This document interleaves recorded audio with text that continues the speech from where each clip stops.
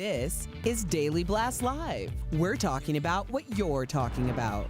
Real, honest, entertaining, live. DBL starts right now. 3, 2. Welcome to DBL. It's Monday, August 31st, last day of August. I know. Could you believe it? September. There's a little chill in the air. There is a little chill. I like that. I'm Tori. I'm here with Jeff. Did you even listen at all to what I said? 100%. I was thinking of the leaves crackling and how excited I am. I really was. Way to kick off Monday. And Brandon is joining us from home. Brandon, how are you? Do you feel the chill in the air? Yeah, it was about 60 degrees here in New Jersey when I woke up. But Jeff, it's still August 31st. I don't hear you talking about anything about pumpkin spice lattes right now. Thank you. Brandon, I'm not going to lie. That was in the back of my mind. I didn't put it out there. You know me too well. They're disgusting. We'll go there in another day. Wow. All right. We have to start the day, as someone already posted, Wakanda Forever. We're going to start today talking about actor Chadwick Boseman. It was just such a shock when the news came out on Friday that he had died after a 4-year battle with colon cancer. He was just 43 years old. A tweet from Chadwick's account of his family announcing his death and honoring his life quickly became the most liked tweet ever in history.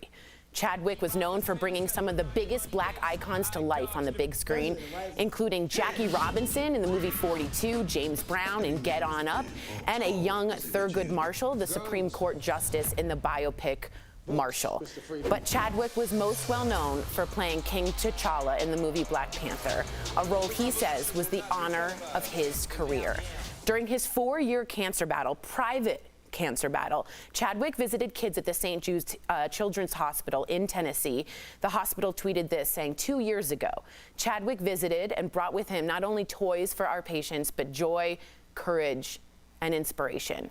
Meantime, this is going to get me. Kids all over the nation are mourning the loss of their favorite superhero. Many are holding memorials for their role model, with parents posting pictures showing kids paying tribute.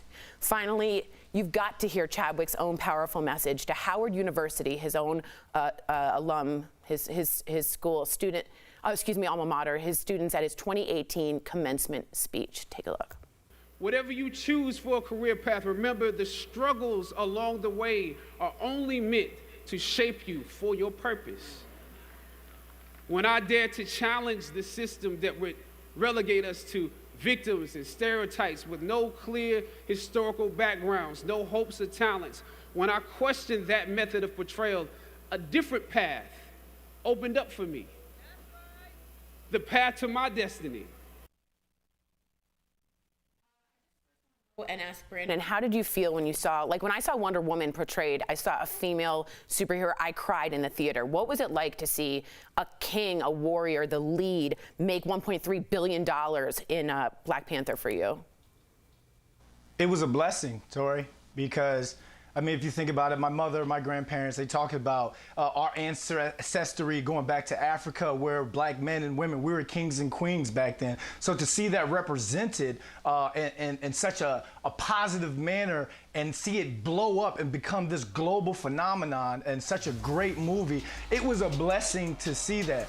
My heart really aches when it comes to when we're talking about what these kids are going through now and how they're grieving, seeing that the Black Panther died. Because remember when I went to the Children's Hospital when we shot the segment with my sister about how we beat cancer, or how she beat cancer, and I'm walking through these hallways and I'm going into these rooms with these kids, and they're making me feel like I'm some sort of superstar, superhero. So imagine how they felt and how he felt going into those rooms with those kids. And I just want those kids to know that the man who played that superhero may have died, but we're still here on that fight with you all. And I hope every kid out there beats cancer. I agree. Wakanda Forever means forever. Just as you were saying this, Jeff, I'll get your take, but I want to play you something about him visiting kids with cancer and following up with them and knowing he had cancer this whole time and not told anyone. Take a look. There are two little kids, Ian and Taylor. Throughout our filming, I was communicating with them, knowing that they were both terminal. What they said to me is and their parents said, they're trying to hold on till this movie comes. And when I found out that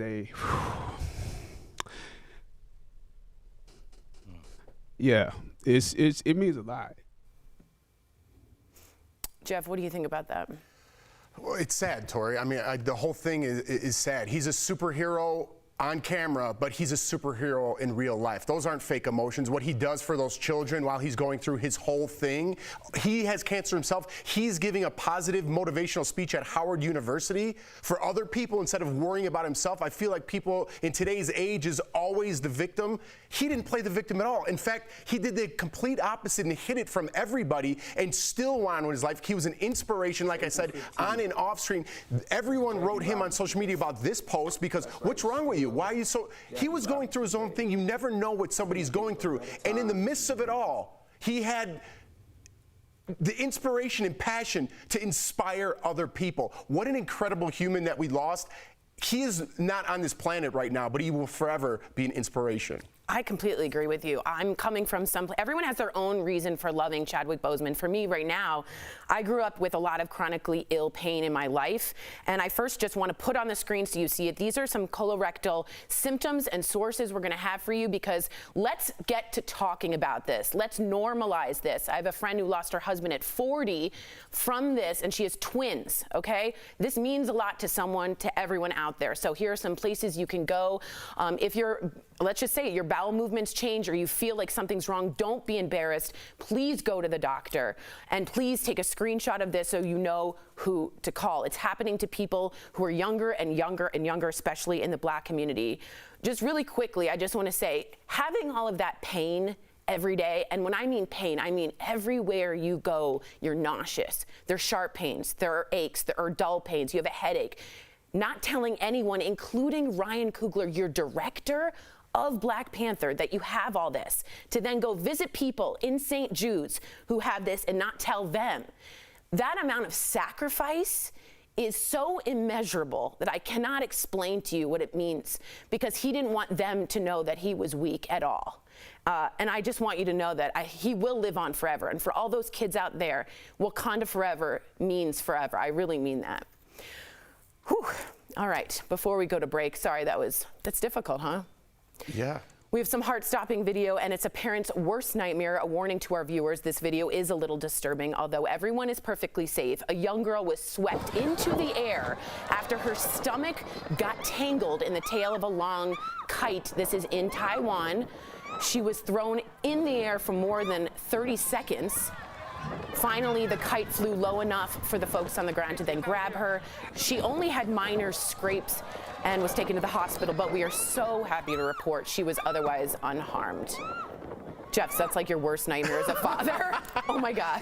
You know, it's one of those things that you could, I mean, not laugh at or almost marvel at afterwards. Crazy, right? If that was my kid up there, what do you do? I don't know how long that kid was up there. 30 but seconds. 30 seconds. Their parent, that must have felt like 2 weeks. Oh my God. When you're a parent Yes. on the ground, right? Yes. And look at everyone with their phones out. I know. Where are we? Why are people running underneath of where she is, like right there? People are worried about getting their phones out and getting a good snapshot of this little girl, perhaps plummeting to her death. Ugh. Luckily, nothing happened. You know what I mean? So we could talk about it. You know. But Brandon, wow. what would you do if you saw your niece like that? I mean, you run over. You don't think about your phone, right? Nah, not at all. And we've seen some great catches in the sports world. I mean, the immaculate reception, David Tyree with the helmet catch. Larry Fitzgerald. And the Super Bowl that I won with the New York Giants. Larry Fitzgerald, but they don't compare to this catch. This man or this woman needs to be able to throw the first pitch out at whatever game, have season tickets to whatever football game out there, or even sign up and play for the Dallas Cowboys because, I mean, great catch. Brandon's showing his New York bias right there. I give it to you, but you can't call out the immaculate reception, Brandon. Now, that was the best catch of all time. Oh, you did. You called it, no? No, Tori, that was a totally Yeah, I did different. call it. I called it immaculate did. reception. Oh, you did? Yeah. Look at bad on me. Way to start the week off with an error. Brandon, don't go away. Wrong sport. My favorite time coming up on DBL, our medical expert, Dr. Payal Kohli, kicks off another week of answering COVID-19 questions. Plus, she's going to help put colon cancer into perspective in the wake of Chadwick Boseman's shocking death. Really, you don't want to miss this segment. It could save your life.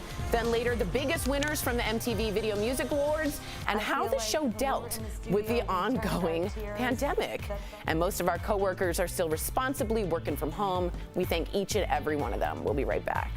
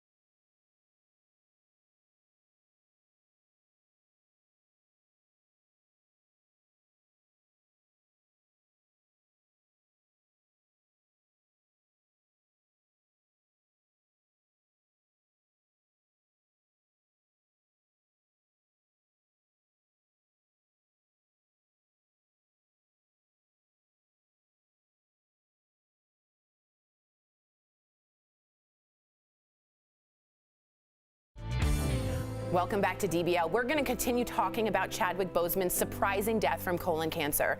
There's so many of you asking, how does it happen to someone so young, only 43 years old? Dr. Payal Kohli, thank the Lord, joins us live. Dr. Kohli has helped us navigate the pandemic for the past several months, but now Chadwick's death is shining a light on a type of cancer that many Americans know little about, and Jeff, may I add, are a little embarrassed to talk about. It's hard to say, but I want that to normalize. So what should our viewers know about colon cancer, and can you talk about the risk for just the average American? I'm so glad we're having this discussion, Tori, because colon cancer is the second leading cause of cancer death in the United States. And every 1 out of 23 males is going to catch colon cancer in his lifetime. Wow. And 1 out of 25 females. That's staggering. So if you think about 25 people that you know, one of them will get colon cancer. And as you pointed out, many of us are embarrassed to think about it, embarrassed to talk about it. And some of us have the perception that it's only a disease of old people. And what we're seeing is actually more and more deaths occurring in younger people. There are a lot of risk factors that are modifiable, so it's really important to understand what those are. So let's talk about those. So obesity, sedentary lifestyle, diabetes, smoking, eating red meat or processed meat, those are all risk factors that are within our control to modify our risk. Of course, there are risk factors like family history and such that are less modifiable, as well as our age, but it's important to know these. And finally, I want to make one last point, which is that Chadwick Boseman, who's Black, has a higher risk not just of getting colon cancer by 20%, but a 40% higher risk of dying from colon cancer because it's often detected later in the African American population. Wow, wow, wow. Doc, could you tell us more about getting screened for colon cancer and when should people get tested, at like what age, I'm saying? It's a great question, Jeff, because early detection is the difference between life and death. So if you detect it early, it's got a 94% survival. If you detect it late, it's only a 20% survival. Wow. So what the American Cancer Society is recommending is starting to screen people at age 45 if you have average risk. However, if you have a family history like Chadwick Boseman's family, then you actually want to either start screening at age 40 or 10 years before your family member was diagnosed. So in Chadwick's case, that would be at the age of 29 for his family members. Now, talk about uncomfortable. I know we wanted to switch gears to the pandemic, but I kind of want to keep it here because I think it's important. Is this the same thing? I mean, let's just be adults here. Is this the same kind of examination where you have to go? The colonoscopy. The colonoscopy, right. I'm trying to keep it PG here, Doc. Yes. Yes. Yeah, so there's two ways to get screened, Jeff, and they both have complementary roles. So colonoscopy is one. That's where you have to drink that horrible stuff to make you have diarrhea, clean out your colon, and they actually put a camera in the colon, the rectum, to take a look inside. That is the gold standard for testing, the best way to get tested. The second thing that they recommend doing in between your colonoscopies, which usually occur every 5 to 10 years, is to take a little stool sample, put it on a card, and check to see if you have blood in it, because a lot of colon cancers can cause blood to be in the stool.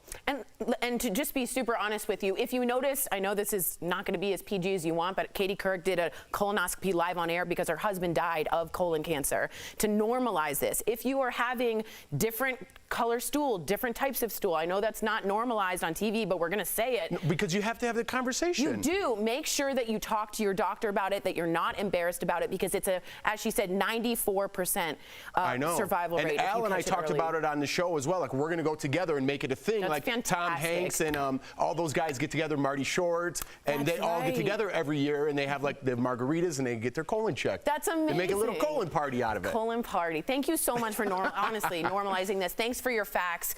We know I'm watching right now, and a lot of you are writing in that you have family members, and we're thinking of you. Thanks, Doc. We'll be right back.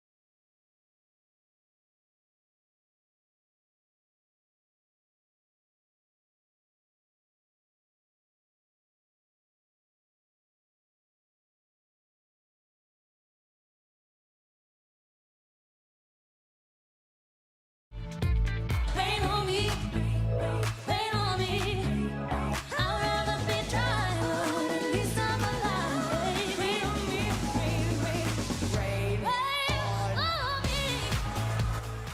Don't love that song, but I love the two of them together and their effort. Welcome back to DBL. Lady Gaga and Ariana Grande brought the house down with their performance of Rain on Me at the 2020 VMAs last night. We'll get to that in a bit, but first, the virtual awards show opened on a very somber note. Host Keke Palmer dedicated the show to Chadwick Boseman, who died on Friday of colon cancer. She called him a true hero both on and off screen. The Weeknd kicked off things literally with a bang, performing his hit Blinding Lights, which I love, by the way. Great song. Great song. 80s vibe. 80s, kind of the Killers vibe, on a rooftop in New York City. It was really rad. And then he had these fireworks going off. Oh, he later won for Best R&B Video. In his speech, he simply demanded justice for Breonna Taylor and Jacob Blake. Lady Gaga was the big winner, taking home 5 awards, including Song of the Year for Rain on Me. And Taylor Swift became the first solo female to win Best Director for, ironically, the song The Man. It is ironic, don't Is you it? think? It is. It's like a fly in your Chardonnay. No, it's a little deeper than that, I think. What do you mean? I don't know. I don't like it. You don't like that she won? I don't like it, Brandon. I don't like it. Why don't you like that she won? Wait, hold on. Because she's calling out jerk men. Yeah. And that's offensive to people who try to be kind to women, right? That means you're not a jerk man. I don't open my legs on the subway and stuff. You win awards for putting other people down? She's not talking to you then. She's talking to the people that do this. Oh, really? Yes. So if I say something about women, I'm not talking about you, Tori. I'm just talking about some other women. That's fine as long as I you're don't think so. Wow. I don't think so. There's going to be a fight in the yard after. All right, what's going on? Now you want to bring violence into this? Brandon, what's going on? Brandon, did you enjoy the VMAs? Go ahead.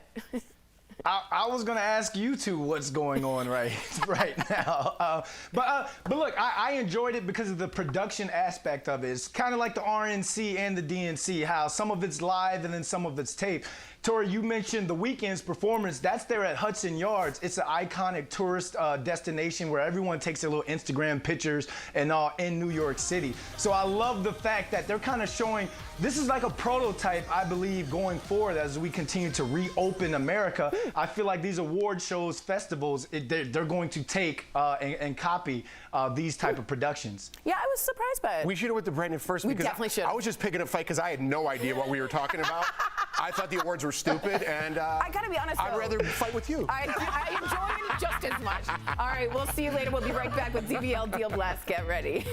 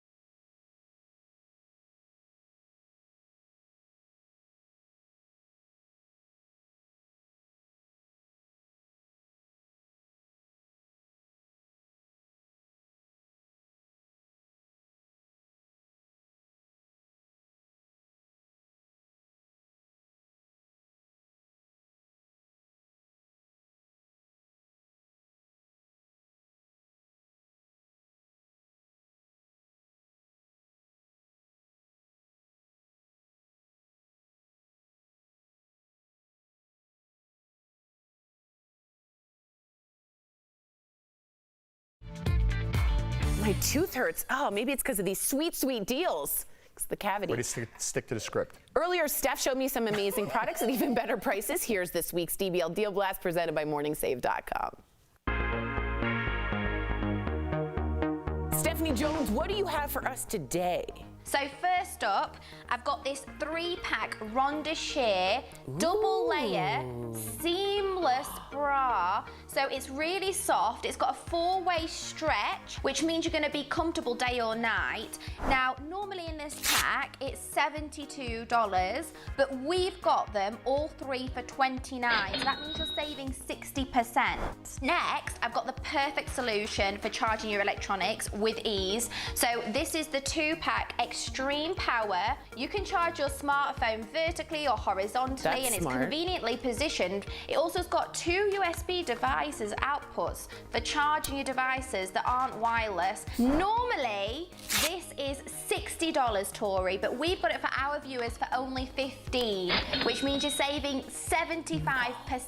We all want a bright smile, and this is how you're gonna get it with the Pure Sonic S520 Sonic toothbrush. Now it comes with 12 different brush heads, and it features 3 different speeds here.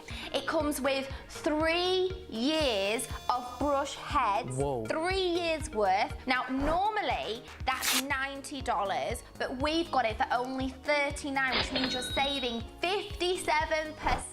Now, Tori, with everything that's going on in the world today, I've got a must-have item to help sanitize your everyday essentials and keep everything as clean as possible. It's this, the Gabba Goods phone and accessory UV light sanitizer box. So it's a multifunctional disinfecting box, and it uses ultraviolet rays to kill germs and bacteria. So this sanitizer provides up to 99% of sterilization within 5 minutes. Whoa. Normally this is $100, and we've got it for only $29, which means you're saving 71%. All right, head on over to morningsave.com to snag these amazing deals at the lowest prices. You can even visit morningsave.com on your smartphone. Return your shopping cart, you're just a better person. I know, but you're not talking about me because I am someone that returns my shopping cart. That was planned. That was planned. DBL's new every day. We'll see you same time, same place tomorrow.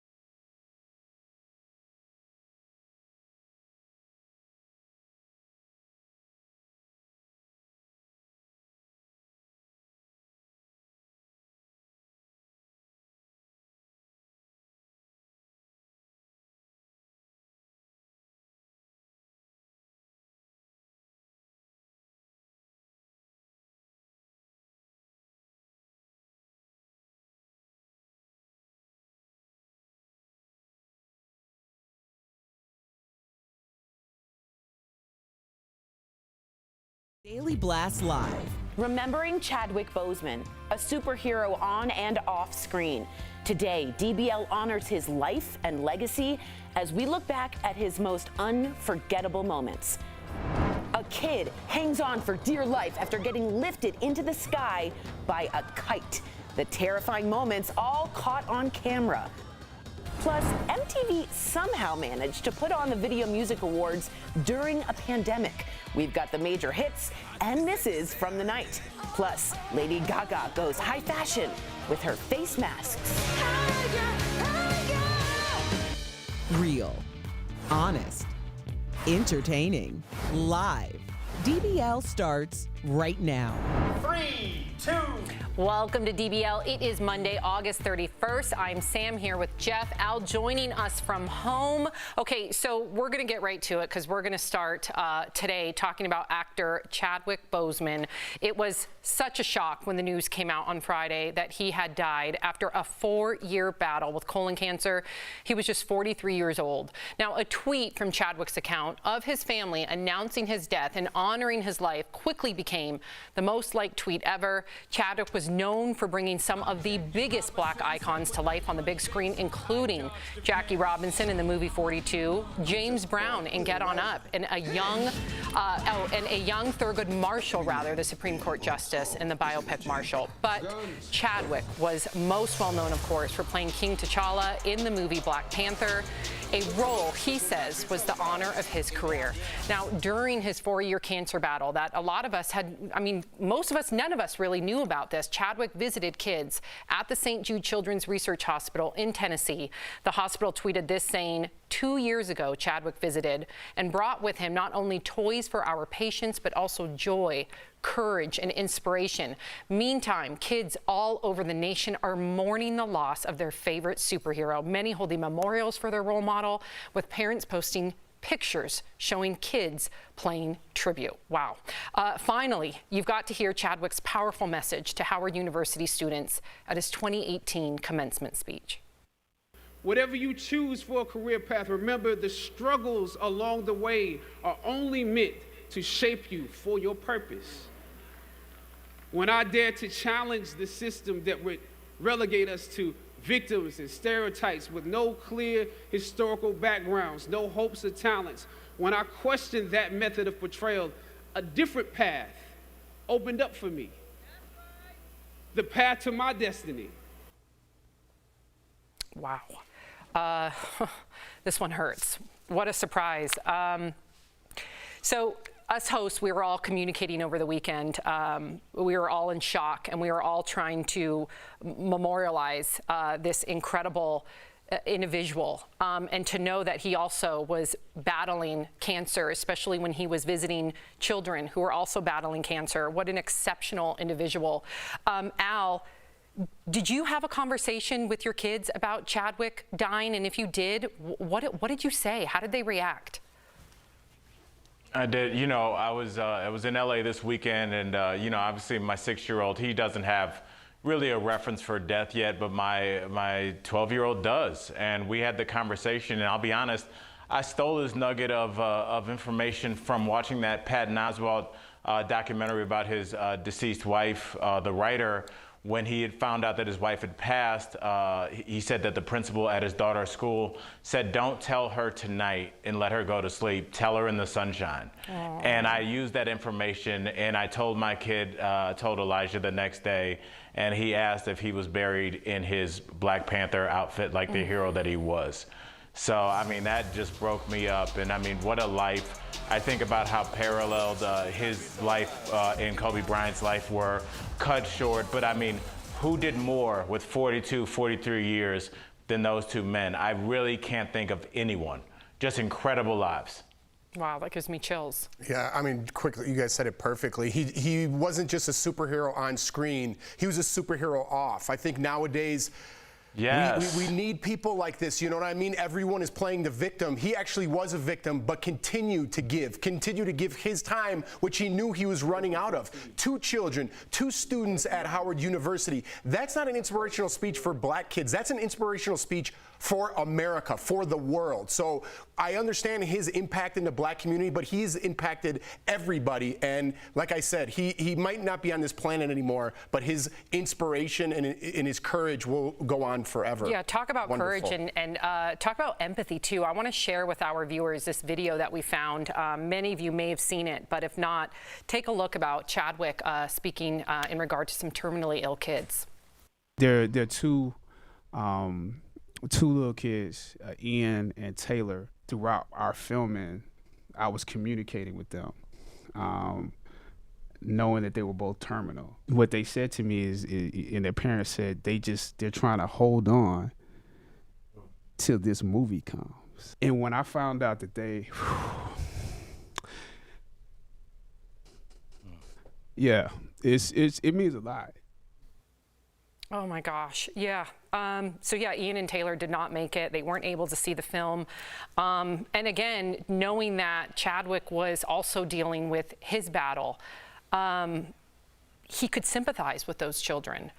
So, you know, this one, as I said in the beginning of the show, this one hurts. This one hurts bad, not only because he was, as you said, Jeff, an incredible icon on the screen, but behind the camera, we could all take a page rather, of his book and maybe pay it forward and be as selfless as Chadwick was. Please, DBL Nation, And Sam, I would love to read all of your comments. Oh, yes, please, Al, please.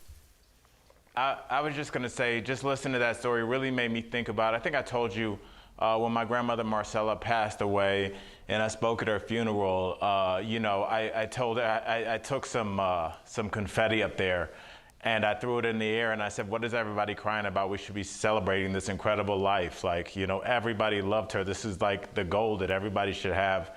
And I tried to turn it into a positive thing. And one of the things that helped shape that perspective was when I was going to see her in hospice a couple of days before she passed, I was walking to a room and I passed a room and it had, I wouldn't even call this kid a toddler, maybe it was maybe 20, 24 months.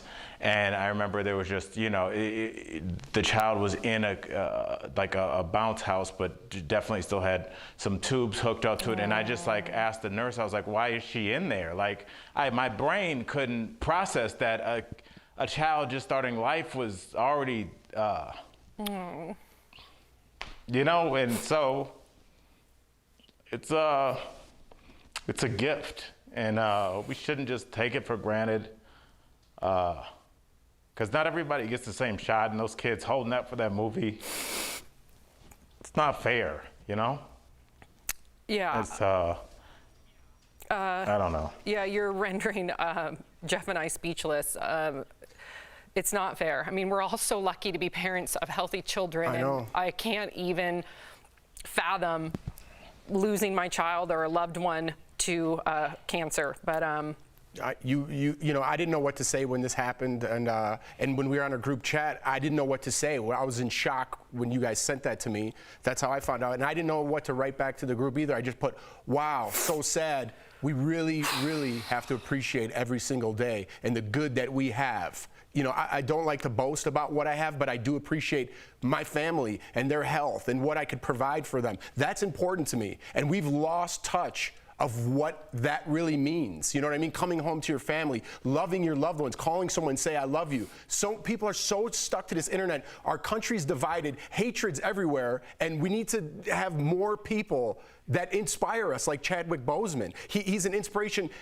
He is gone now, but his inspiration will live on forever, and we need more of that. Sadly, Al, I didn't mean to turn this into one of those speeches, but you're right, man. It's not fair when that happens to a little baby, you know, but we have to appreciate, with empathy, what we have in our life. yeah, you're well said. Well said. Hug your agree, children brother. tight. And your loved ones as well. We have some resources that we would please, DBL Nation, because these are life-saving resources. And in fact, we're going to go to Dr. Coley soon. She's going to talk all about colon cancer. But again, if you need to write down any of these resources, please, preventative care is the best form of care. And we want to hear from you. So please continue to write in using the hashtag DBL Take on our Facebook and YouTube. Thank you for sharing that story, Al, in regard to Elijah. Absolutely heartbreaking. Al, stick around. Coming up on DBL, our medical expert, Dr. Pyle Coley, will help put colon cancer into perspective in the wake of Chadwick Boseman's shocking death. You do not want to miss it. Then meet two teachers with a knack for rap. What inspired them to make this music video that's gone viral during this chaotic back-to-school season? And most of our coworkers, they are responsibly working from home. We thank each and every one of them. We will be right back.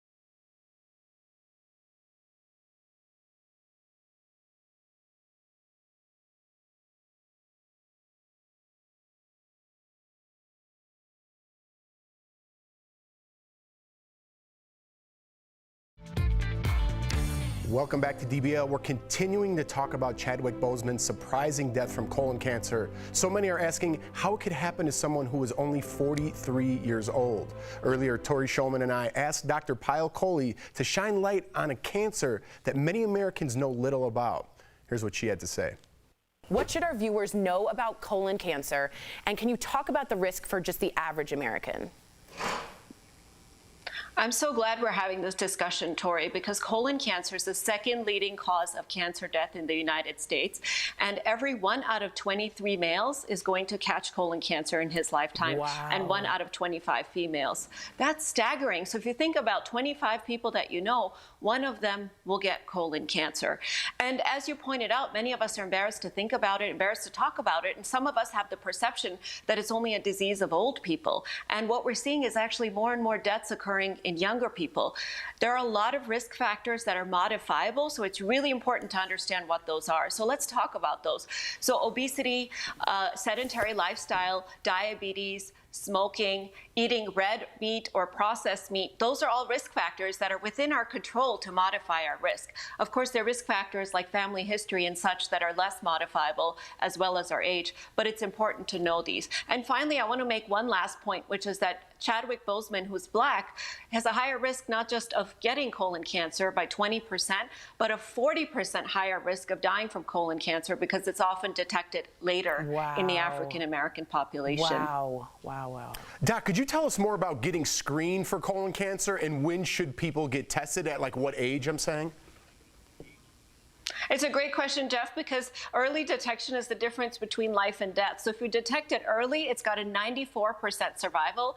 If you detect it late, it's only a 20% survival. Wow. So what the American Cancer Society is recommending is starting to screen people at age 45 if you have average risk. However, if you have a family history like Chadwick Boseman's family, then you actually want to either start screening at age 40 or 10 years before your family member was diagnosed. So in Chadwick's case, that would be at the age of 29 for his family members. Now, talk about uncomfortable. I know we wanted to switch gears to the pandemic, but I kind of want to keep it here because I think it's important. Is this the same thing? I mean, let's just be adults here. Is this the same kind of examination where you have to go? The colonoscopy. The colonoscopy, right. I'm trying to keep it PG here, Doc. Yes. Yeah, so there's 2 ways to get screened, Jeff, and they both have complementary roles. So colonoscopy is one. That's where you have to drink that horrible stuff to make you have diarrhea, clean out your colon, and they actually put a camera in the colon, the rectum, to take a look inside. That is the gold standard for testing, the best way to get tested. The second thing that they recommend doing in between your colonoscopies, which usually occur every 5 to 10 years, is to take a little stool sample, put it on a card, and check to see if you have blood in it, because a lot of colon cancers can cause blood to be in the stool. And to just be super honest with you, if you notice, I know this is not going to be as PG as you want, but Katie Couric did a colonoscopy live on air because her husband died of colon cancer. To normalize this, if you are having different color stool, different types of stool, I know that's not normalized on TV, but we're going to say it. No, because you have to have the conversation. You do. Make sure that you talk to your doctor about it, that you're not embarrassed about it, because it's a, as she said, 94% survival rate. And Al and I talked about it on the show as well. Like, we're going to go together and make it a thing. That's like fantastic. Tom Hanks and all those guys get together, Marty Short, and they all get together every year and they have like the margaritas and they get their colon checked. That's amazing. They make a little colon party out of it. Colon party. Thank you so much for honestly normalizing this. Thanks for your facts. We know I'm watching right now and a lot of you are writing in that you have family members and we're thinking of you. Thanks, Doc. We'll be right back. Ladies, what's the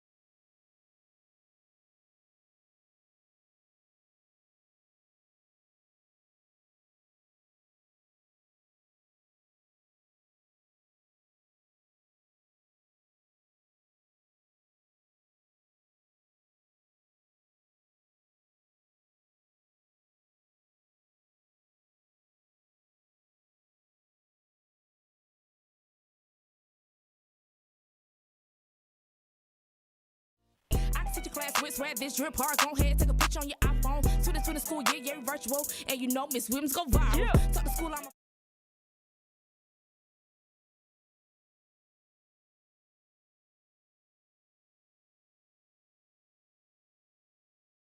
Two teachers from Georgia are going viral for their COVID-19 remake of Jack Harlow's song, What's Poppin'. Earlier, Lindsay spoke with them in today's DBL Spotlight. Gonna log in every day, every morning I'm watching. Yeah, we virtual and you know it's up, so we about to take it up a notch. Yeah, Miss Williams, been popping. 2020 new school, you're dropping. Miss Williams and Miss Evans, welcome to DBL. Where did this idea come from? Well, it actually came about 3 years ago. I did an end of the school year rap instead of a back to school rap. I wanted to kind of celebrate my first successful year of teaching. So I grabbed some students, my cheerleaders, and did an end of the school year rap. And then the following year, Mrs. Evans joined me at Monroe. And I was so excited because we were already friends prior. And I asked her for her to join me on a back to school rap, and she said yes. And since then, we have been doing them. So I love What's Poppin', the real song. I love yours better. And I love that you guys had the kids dancing behind you. I can only wish that I had teachers like you guys growing up. Thank you. It helps because we're the cheerleading coaches as well. So it helps to already have a bond with not only our cheerleaders, but the students as well, because they love to be a part of that. They love to say, oh, we got a chance to be in the video with our coaches. So it was just a great. Now let's talk about your state for a minute. Georgia is growing in new cases of coronavirus. So what kind of stories are you hearing from people that are heading back to school in your community? Some of our students, they would say, Miss Evans, I'm not going to be able to turn in my assignment because, my dad died from COVID. Or Miss Williams, I'm not going to be able to do my assignment because I have COVID. So it really impacted our city. We wanted to be able to uplift them and just show them how important it is to overcome adversity. No matter what you're going through, you can still be the greatest you can be, still make it out on top. Now, your school is a couple of weeks into remote learning. So I have to ask you, if the district mandated you guys to go back, would you feel safe going back to the classroom? We are in our classrooms right now while the students are at home. And it's still kind of scary because I have students, no, they're not in the classroom, they're at home, but I still have students who have literally today gotten their test results back that they are positive for COVID. So it is very scary, the fact that we don't know when this is going to end, or is it ever going to end. So many parents are stressed out trying to decide still if they want to send their kids back to school. So as teachers, what advice would you have for those parents? So I would suggest that the parents lean on teachers as well as leaders, administrators, and just know that they have someone that they can depend on. Well, I want to thank you ladies so much for joining us. Thank you for all you do for today's youth. I really appreciate it. Thank you for having us. All right, we'll be right back. Promotional consideration is brought to you by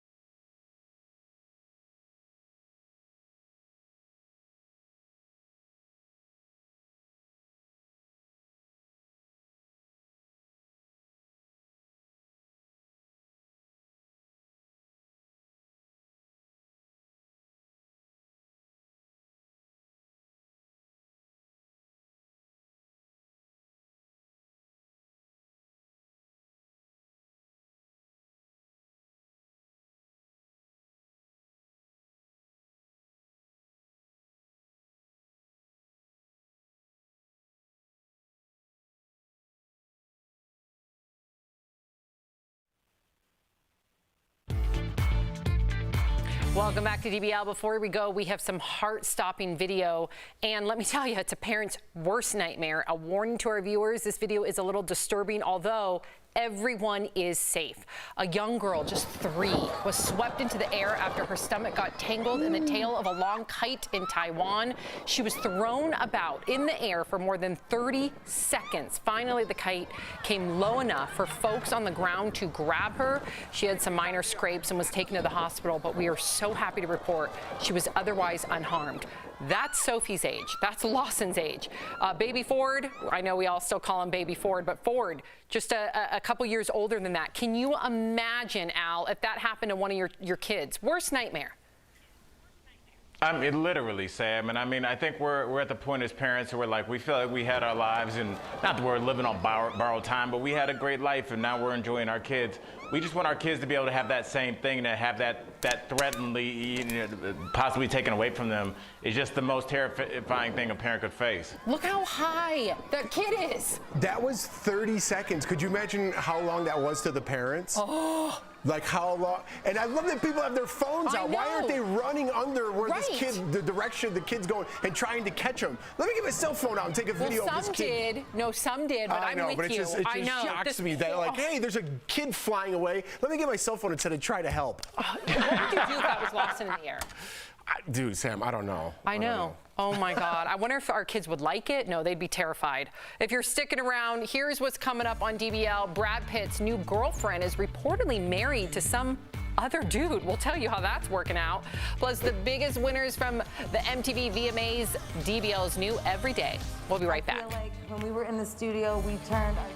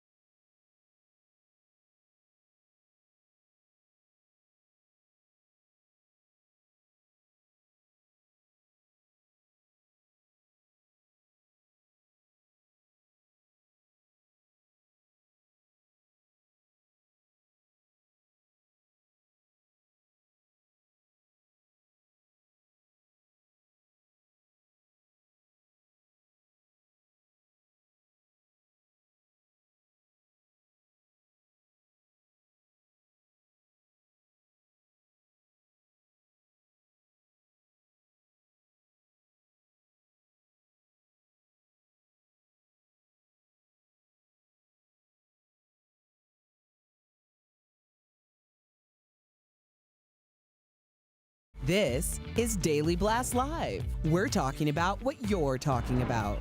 Real, honest, entertaining, live. DBL starts right now. Rain on me, rain on me. I'd rather be dry than be alive. Rain on me, rain on me.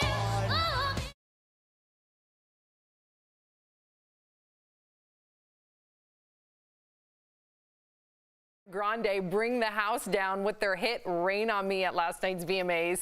More on that in a bit. I'm Sam here with Jeff. Al joining us from home. Okay, so last night the 2020 VMAs opened on a somber note, of course. Host Keke Palmer dedicated the show to Chadwick Boseman, who died on Friday of colon cancer. She called him a true hero both on and off screen.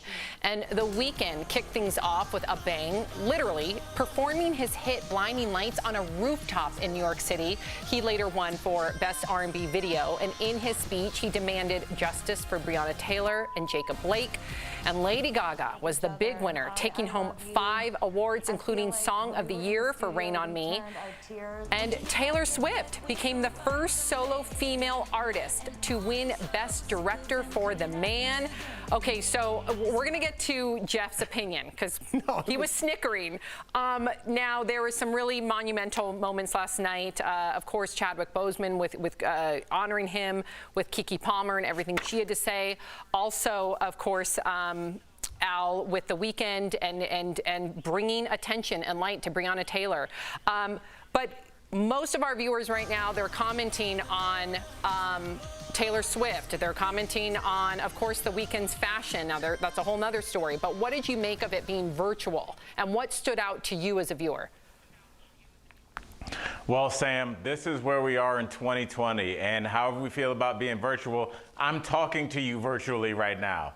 This is how entertainment, this is how discussion, this is how doctor's appointments, this is how family reunions, this is how everything's going to go for the near future because of what's going on with this pandemic. So we're going to have to do the best that we can. Whether it's on a Zoom meeting or your kid's history class, we're going to have to get used to this. And our award shows are going to be like this as well. And I do appreciate the entertainers dressing up and trying to have something kind of weird and controversial to talk about, because, Sam, somebody's got to push that envelope. You know what I'm saying? Oh, yeah, and I dig when they push the envelope. What was your reaction to watching Ariana Grande and Lady Gaga? I just thought, I mean, if you played again, Lady Gaga, because she has a mask on, so you can't just sing, so she really had to get into it, you know?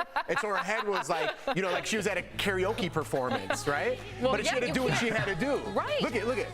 It's a little... Hold on, it comes back, and she's really into it. Okay, let's see. Maybe I'm exaggerating a little bit. No, I think you're right. She's very animated. Listen, like Al said, good for them for trying to put something on. Wow. Yeah, look at all those wardrobe changes. Dang. And listen, she could sing through a mask. So I don't think she was singing through the mask. You don't think so? I think there was probably some vocals over that. I don't know. I thought maybe. I'd like to think she and Ariana Grande were singing through their masks. Well, last night, the VMAs also saw the return of the red carpet. So Lady Gaga won all the fashion awards with this gorgeous silver futuristic gown. I do feel like we're in the future. She made 9 costume changes over the course of 2 hours, and each featured a unique face mask. Now, The Weeknd, yes, so some of you have seen him sport that very bloody, beaten up face. That's the same look from his Blinding Lights video and his After Hours short film, which shows a lot of drinking and driving. That's how he got beat up, from a bouncer and then drinking and driving, getting into a wreck. Now, Miley Cyrus wore this see-through sparkly gown. She looked good. Girl. She looked good. Yeah, and then she also, you guys, she paid homage to her Wrecking Ball video. Yep, by swinging from a mirror ball during her performance at Midnight Sky, because she's got a new disco album coming out. What do you think about the hairdo, Sam? It's very like 80s Pat Benatar. Good reference. If I, Al, and Jeff could rock a mullet, I know that our producers here probably wouldn't allow me to, but I would love to rock a rock and roll mullet. Do you think I should, Al? I say you don't do it, Sam, but I will say this. I am excited about the disco album. There, I said it, y'all. I am not joking when I say this. I do like some kinds of disco. I like the band Chic, Everybody Dance. I like, there's a song called Nights Over Egypt. It's by a group called The Girls, I believe. There's some really cool disco songs, and they have a nice beat. So if you work out, if you run, if you row, if you cycle, it's great music for that because it gets the heart pumping. So I'm excited for this disco album. I said it. I'm sure my career is over. Look at Al reaching out to the crew members out there. If you row. have a touching rowing all machine in the types of crib. people. I like it. I like it. Yeah. I'm taking Lori Laughlin's daughter's spot. Good one. That was quick. That was good. Okay, so speaking of fashion, Katy Perry, I love this, you guys. She showed off her VMA look. Yeah, 5 days after giving birth. Look, the singer posted this photo on Instagram wearing a pumping bra. I know that bra. Some postpartum undies. I know them undies. And wrote that her hair and makeup was by exhaustion. Okay, so we're all parents up here. We've all lived this. I've lived that same exact look. I know exactly. Not all of us have wore that outfit though, Sam. No, you haven't, but you've seen it. No, I haven't. I've seen it on Meet the Fockers when he's got a fake breast. Right? He feeds the little guy? Yeah. What is that What we do you just saw? mean? Oh, the it double pumps pump? it for you? Yeah, so sorry, I probably shouldn't make hand gestures. It's the double pump. So that's, I believe she said hers was a Medela pump. So there's different pumps that you can get. You buy a bra that allows you to pump both breasts at the same something time. hooks up to that.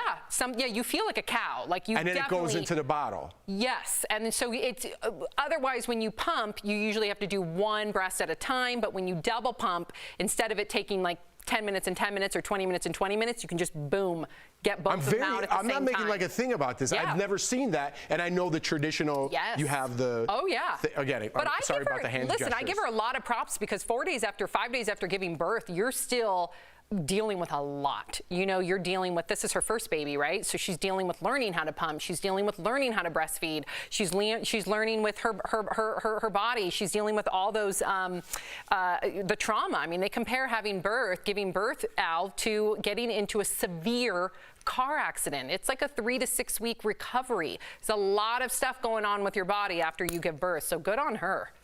I mean, it makes sense. Think about what's going on with your organs. They're being moved around. They're being jarred, the same as you would have in a car accident.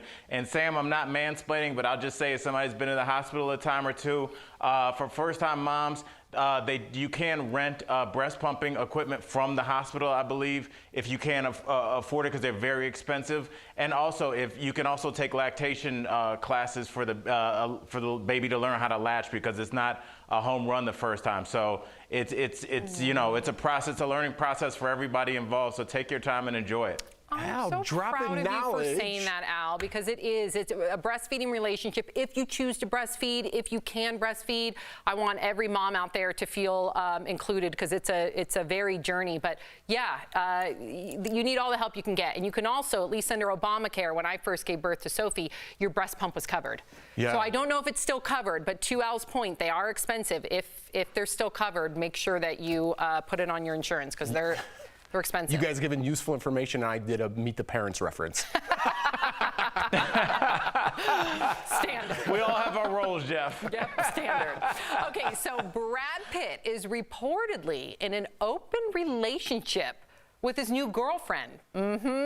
As we told you, Brad has been spotted with German model Nicole Podorowski. Well, now Page Six is reporting that she's been married to German restaurateur for 8 years. Yeah, they do have a son that they share together, but apparently her husband is okay with his wife dating Brad. Oh, is he? Yeah. He's okay with that, huh? Yeah, he is. I don't think he has a choice in the matter. Why? Because it's Brad Pitt. Jeff, I'll just say this, bro. You can think that way, but we covered a story last week. I'm not at liberty to say what story it was, but it seems like there's some couples that might be into this. What are you talking about? What do you mean so incognito? Yeah, Liberty University, Jerry Falwell. Oh, you don't have to be incognito about that. How did you not get that brilliant tongue-in-cheek reference? I was thinking more celebrity. I get it. Oh, Liberty University. Yeah, we dropped the ball on that one. We dropped it. Ouch. But now listen, do whatever works for them works. I know I could not have that. If like my husband was having a relationship with like somebody young and gorgeous, like that model, I would die. I could not handle it. Could you have an open? No, of course not. No. Well, before some you even people ask. can. No, you can't. Some not with Brad people Pitt can. or Leonardo DiCaprio. Like, these are like the top of the food chain. You know what I'm saying? So it's like, that one's got to sting a little bit for the restaurateur. Maybe Who not calls for themselves him. a restaurateur anyway? I have a bunch of buddies who own restaurants. I've never heard that word. So easy. Brad Pitt's got your chick. Albert, could you, let's say Albert, I think this restaurateur is 68 years old, so perhaps he's come to a time in his life where he's just like, listen, if I'm happy, she's happy, Brad's happy, it's all good. Do you think you could ever reach a time in your life where you would be able to have an open relationship, or no? Sam, I mean, I'm going to use a baseball reference for this. There's a point in your career where you can still hit, but then, you need a pinch runner once you get on first base. They bring in a younger guy that can do the rest of the running for you, if you know what I mean. And I think the 68-year-old, he might just be looking for a companion. I think that's what a lot of people forget. I think asexual relationships or slightly asexual relationships or low sexual relationships, they make up a lot of relationships, but that doesn't mean that that's your whole relationship. A lot of times it's just companionship and having somebody to experience life with. So if you're not interested in the sex part, you're probably fine with them going out and finding somebody to satisfy that. That's a good point. And if mama has a headache, bring in What do you think? Bring in my backup. He's just like hanging out in a closet? What do you mean bringing the backup? That's a good point, Al. Jeez. That's a good point. This story went down a weird path. Coming up on DBL, sometimes you just have to look at all their little heads. Sometimes you just have to look to Mother Nature to be inspired by the beauty all around us. Next, we're chatting with the woman behind the hit show, Planet Earth. Did you ever see that video? What video? Closed captioning.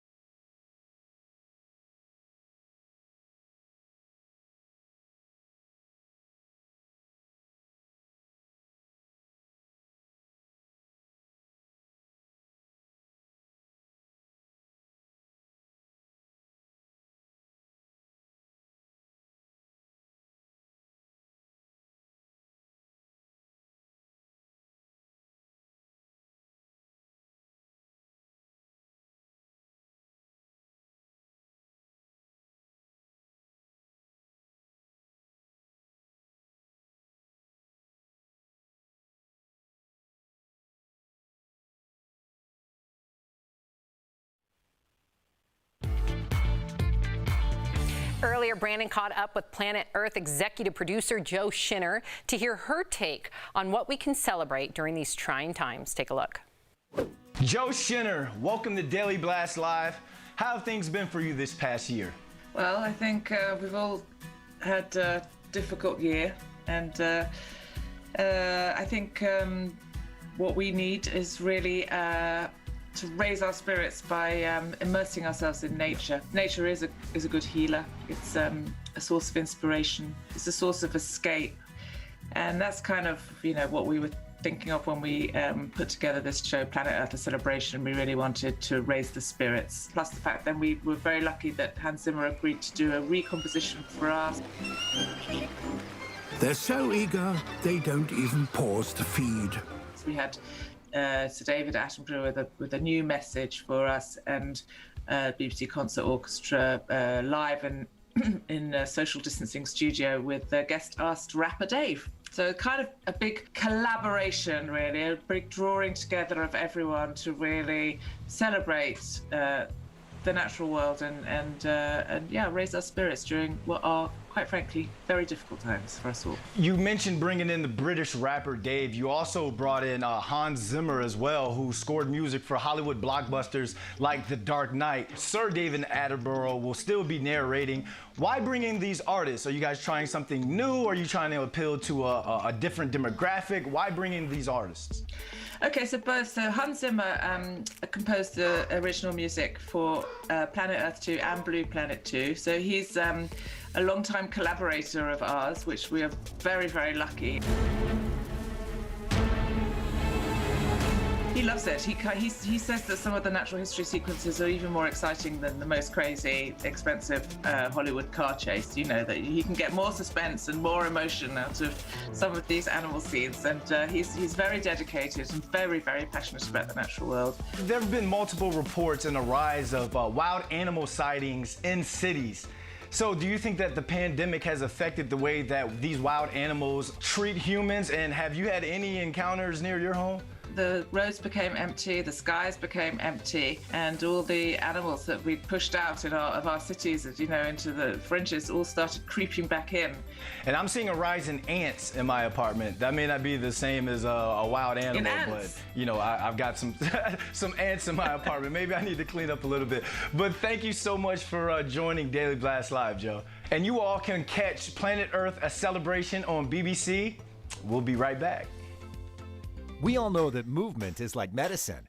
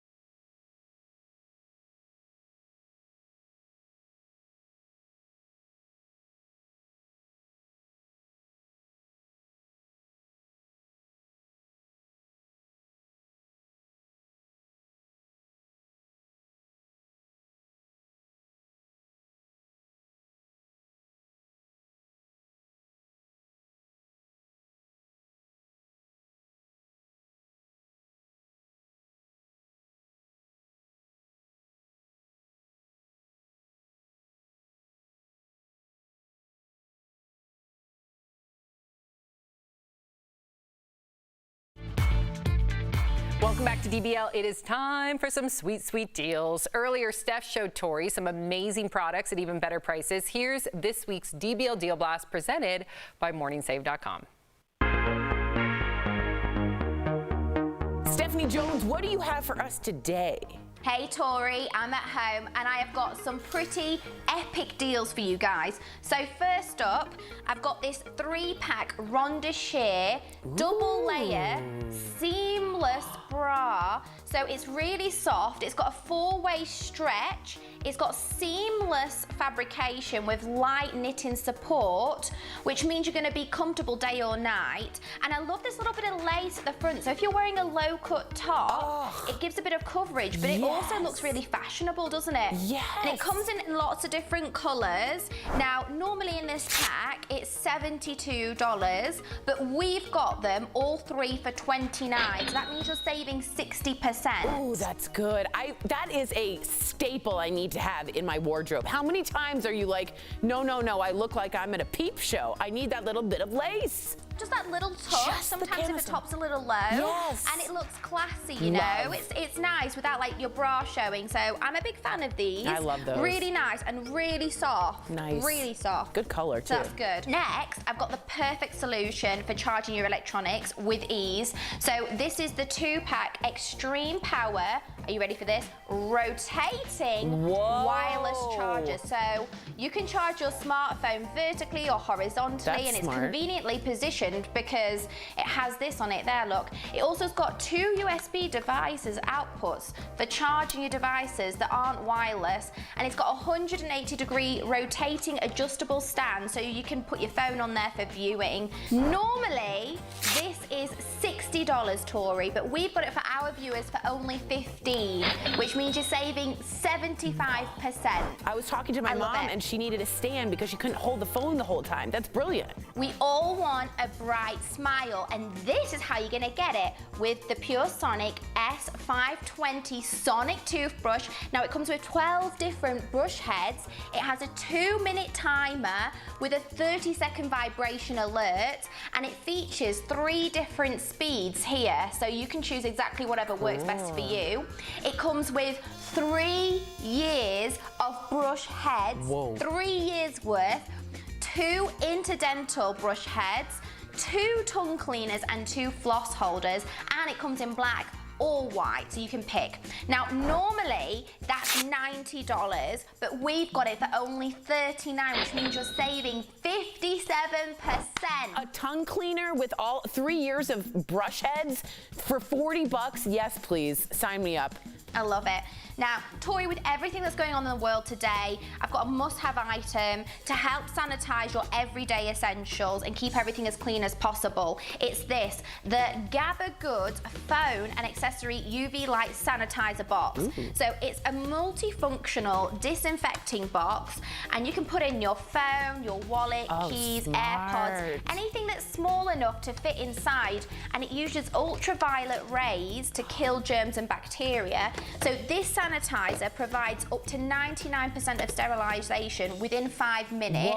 And it's also got a built-in aromatherapy diffuser, so it smells really good too. Normally this is $100, and we've got it for only $29, which means you're saving 71%. And I think with the amount of germs going on right now, Tori, that's an investment we can't afford to not use. All right, head on over to morningsave.com to snag these amazing deals at the lowest prices. You can even visit morningsave.com on your smartphone. Thank you so much, Steph. We'll be right back. Promotional consideration.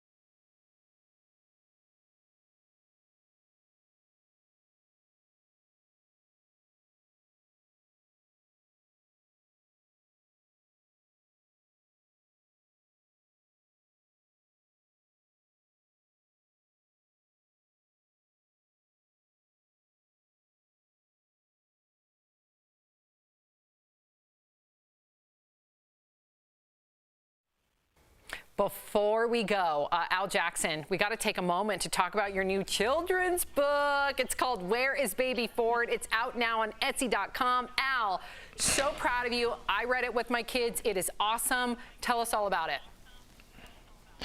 Really quickly, 10% of all proceeds go to donate. It goes to the Firefly House School for the Autistic here in Denver, Colorado. It's basically just showing kids that A, disconnect from your devices, and make sure to include kids on the spectrum when you go out and have fun. Proud of you, Al. Yeah, bye, buddy. guys.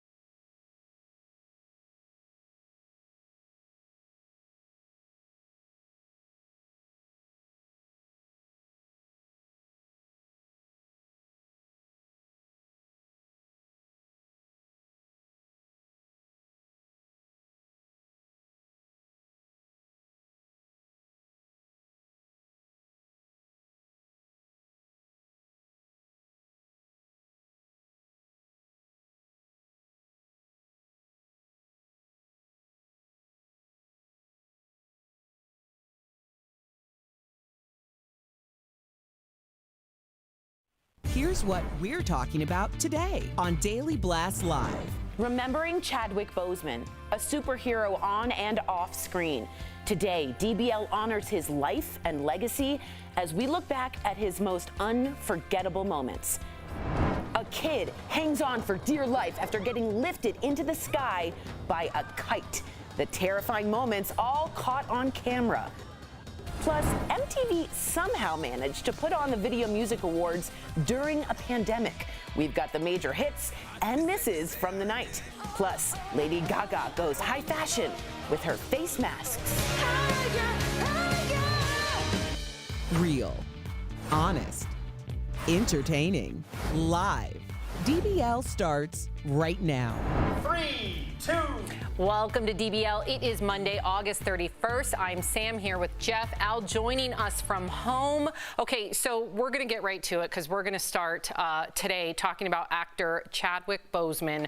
It was such a shock when the news came out on Friday that he had died after a 4-year battle with colon cancer. He was just 43 years old. Now, a tweet from Chadwick's account of his family announcing his death and honoring his life quickly became the most liked tweet ever. Chadwick was known for bringing some of the biggest black icons to life on the big screen, including Jackie Robinson in the movie 42, James Brown in Get On Up, and a young Thurgood Marshall, the Supreme Court Justice in the biopic Marshall. But Chadwick was most well known, of course, for playing King T'Challa in the movie Black Panther, a role he says was the honor of his career. Now, during his 4-year cancer battle that a lot of us had, most of us, none of us really knew about this, Chadwick visited kids at the St. Jude Children's Research Hospital in Tennessee. The hospital tweeted this saying, 2 years ago, Chadwick visited and brought with him not only toys for our patients, but also joy, courage, and inspiration. Meantime, kids all over the nation are mourning the loss of their favorite superhero, many holding memorials for their role model, with parents posting pictures showing kids playing tribute. Wow. Finally, you've got to hear Chadwick's powerful message to Howard University students at his 2018 commencement speech. Whatever you choose for a career path, remember the struggles along the way are only meant to shape you for your purpose. When I dare to challenge the system that would relegate us to victims and stereotypes with no clear historical backgrounds, no hopes or talents, when I questioned that method of portrayal, a different path opened up for me. The path to my destiny. Wow. This one hurts. What a surprise. So us hosts, we were all communicating over the weekend.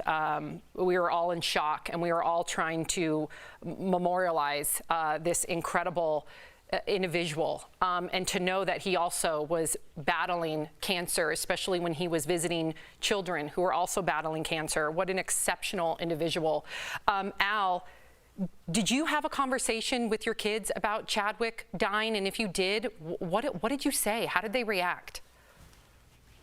I did. You know, I was in LA this weekend, and you know, obviously my 6-year-old, he doesn't have really a reference for death yet, but my 12-year-old does. And we had the conversation, and I'll be honest, I stole this nugget of information from watching that Patton Oswalt documentary about his deceased wife. The writer, when he had found out that his wife had passed, he said that the principal at his daughter's school said, "Don't tell her tonight and let her go to sleep. Tell her in the sunshine." Aww. And I used that information, and I told my kid, told Elijah the next day, and he asked if he was buried in his Black Panther outfit like the hero that he was. So, I mean, that just broke me up. And I mean, what a life. I think about how paralleled his life and Kobe Bryant's life were cut short. But I mean, who did more with 42, 43 years than those two men? I really can't think of anyone. Just incredible lives. Wow, that gives me chills. Yeah, I mean, quickly, you guys said it perfectly. He wasn't just a superhero on screen. He was a superhero off. I think nowadays, yes, we need people like this. You know what I mean? Everyone is playing the victim. He actually was a victim, but continued to give his time, which he knew he was running out of. 2 children, 2 students at Howard University. That's not an inspirational speech for Black kids. That's an inspirational speech for America, for the world. So I understand his impact in the Black community, but he's impacted everybody. And like I said, he might not be on this planet anymore, but his inspiration and his courage will go on forever. Yeah, talk about Wonderful. courage and talk about empathy too. I want to share with our viewers this video that we found. Many of you may have seen it, but if not, take a look about Chadwick speaking in regard to some terminally ill kids. There are two little kids, Ian and Taylor. Throughout our filming, I was communicating with them, knowing that they were both terminal. What they said to me is and their parents said, they're trying to hold on till this movie comes. And when I found out that yeah, it means a lot. Oh my gosh, yeah. So yeah, Ian and Taylor did not make it. They weren't able to see the film. And again, knowing that Chadwick was also dealing with his battle, he could sympathize with those children. So, you know, this one, as I said in the beginning of the show, this one hurts. This one hurts bad, not only because he was, as you said, Jeff, an incredible icon on the screen, but behind the camera, we could all take a page rather, of his book and maybe pay it forward and be as selfless as Chadwick was. Please, DBL Nation, And Sam, I would love to read all of your comments. Oh, yes, please, Al, please. I was just going to say, just listening to that story really made me think about, I think I told you when my grandmother Marcella passed away and I spoke at her funeral, you know, I told her, I took some confetti up there and I threw it in the air and I said, what is everybody crying about? We should be celebrating this incredible life. Like, you know, everybody loved her. This is like the goal that everybody should have. And I tried to turn it into a positive thing. And one of the things that helped shape that perspective was when I was going to see her in hospice a couple of days before she passed, I was walking to a room and I passed a room and it had wouldn't even call this kid a toddler. Maybe it was maybe 24 months. And I remember there was just, you know, the child was in like a bounce house, but definitely still had some tubes hooked up to it. And I just like asked the nurse, I was like, why is she in there? Like, my brain couldn't process that a child just starting life was already, you know, and so it's a gift, and we shouldn't just take it for granted. Because not everybody gets the same shot, and those kids holding up for that movie, it's not fair, you know? Yeah. It's, I don't know. Yeah, you're rendering Jeff and I speechless. It's not fair. I mean, we're all so lucky to be parents of healthy children. I know. And I can't even fathom losing my child or a loved one to cancer. But you know, I didn't know what to say when this happened, and when we were on a group chat, I didn't know what to say. I was in shock when you guys sent that to me. That's how I found out, and I didn't know what to write back to the group either. I just put, wow, so sad. We really, really have to appreciate every single day and the good that we have. You know, I don't like to boast about what I have, but I do appreciate my family and their health and what I could provide for them. That's important to me, and we've lost touch of what that really means. You know what I mean? Coming home to your family, loving your loved ones, calling someone, say, I love you. So people are so stuck to this internet. Our country's divided, hatred's everywhere, and we need to have more people that inspire us, like Chadwick Boseman. He's an inspiration. He is gone now, but his inspiration will live on forever, and we need more of that. Sadly, Al, I didn't mean to turn this into one of those speeches, but you're right, man. It's not fair when that happens to a little baby, you know, but we have to appreciate, with empathy, what we have in our life. yeah, you're well said. Well said. Hug your children tight. And your loved ones as well. We have some resources that we would please, DBL Nation, because these are life-saving resources. And in fact, we're going to go to Dr. Coley soon. She's going to talk all about colon cancer. But again, if you need to write down any of these resources, please, preventative care is the best form of care. And we want to hear from you. So please continue to write in using the hashtag DBL Take on our Facebook and YouTube. Thank you for sharing that story, Al, in regard to Elijah. Absolutely heartbreaking. Al, stick around. Coming up on DBL, our medical expert, Dr. Pyle Coley, will help put colon cancer into perspective in the wake of Chadwick Boseman's shocking death. You do not want to miss it. Then meet two teachers with a knack for rap. What inspired them to make this music video that's gone viral during this chaotic back-to-school season? And most of our coworkers, they are responsibly working from home. We thank each and every one of them. We will be right back.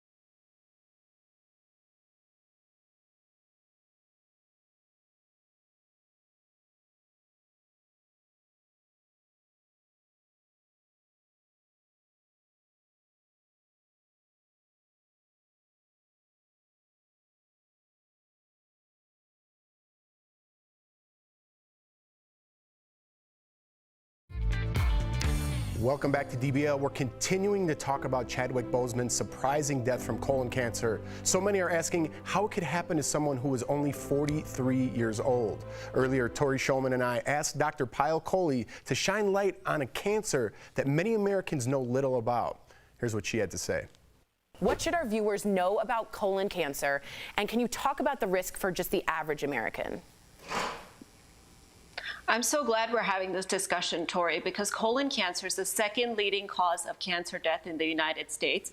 And every 1 out of 23 males is going to catch colon cancer in his lifetime, and 1 out of 25 females. That's staggering. So if you think about 25 people that you know, 1 of them will get colon cancer. And as you pointed out, many of us are embarrassed to think about it, embarrassed to talk about it, and some of us have the perception that it's only a disease of old people. And what we're seeing is actually more and more deaths occurring in younger people. There are a lot of risk factors that are modifiable, so it's really important to understand what those are. So let's talk about those. So obesity, sedentary lifestyle, diabetes, smoking, eating red meat or processed meat, those are all risk factors that are within our control to modify our risk. Of course, there are risk factors like family history and such that are less modifiable, as well as our age, but it's important to know these. And finally, I want to make one last point, which is that Chadwick Boseman, who's Black, has a higher risk not just of getting colon cancer by 20%, but a 40% higher risk of dying from colon cancer because it's often detected later in the African American population. Wow. Doc, could you tell us more about getting screened for colon cancer and when should people get tested, at like what age, I'm saying? It's a great question, Jeff, because early detection is the difference between life and death. So if you detect it early, it's got a 94% survival. If you detect it late, it's only a 20% survival. Wow. So what the American Cancer Society is recommending is starting to screen people at age 45 if you have average risk. However, if you have a family history like Chadwick Boseman's family, then you actually want to either start screening at age 40 or 10 years before your family member was diagnosed. So in Chadwick's case, that would be at the age of 29 for his family members. Now, talk about uncomfortable. I know we wanted to switch gears to the pandemic, but I kind of want to keep it here because I think it's important. Is this the same thing? I mean, let's just be adults here. Is this the same kind of examination where you have to go? The colonoscopy. The colonoscopy, right. I'm trying to keep it PG here, Doc. Yes. Yeah, so there's 2 ways to get screened, Jeff, and they both have complementary roles. So colonoscopy is one. That's where you have to drink that horrible stuff to make you have diarrhea, clean out your colon, and they actually put a camera in the colon, the rectum, to take a look inside. That is the gold standard for testing, the best way to get tested. The second thing that they recommend doing in between your colonoscopies, which usually occur every 5 to 10 years, is to take a little stool sample, put it on a card, and check to see if you have blood in it, because a lot of colon cancers can cause blood to be in the stool. And to just be super honest with you, if you notice, I know this is not going to be as PG as you want, but Katie Couric did a colonoscopy live on air because her husband died of colon cancer. To normalize this, if you are having different color stool, different types of stool, I know that's not normalized on TV, but we're going to say it. No, because you have to have the conversation. You do. Make sure that you talk to your doctor about it, that you're not embarrassed about it, because it's a, as she said, 94% survival rate. And Al and I talked about it on the show as well. Like, we're going to go together and make it a thing. That's like fantastic. Tom Hanks and all those guys get together, Marty Short, and they all get together every year and they have like the margaritas and they get their colon checked. That's amazing. They make a little colon party out of it. Colon party. Thank you so much for honestly normalizing this. Thanks for your facts. We know I'm watching right now, and a lot of you are writing in that you have family members, and we're thinking of you. Thanks, Doc. We'll be right back. Ladies, what's the first thing you take off when you get home? Your bra. Underwire digs. Ouch.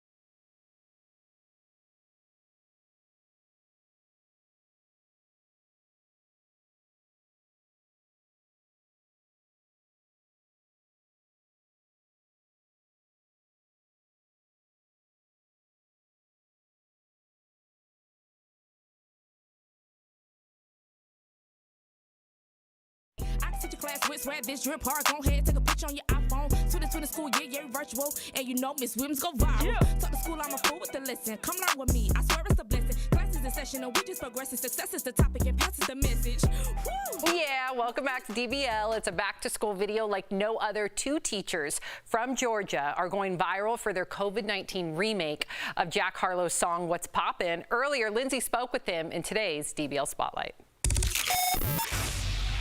Gonna log in every day, every morning I'm watching.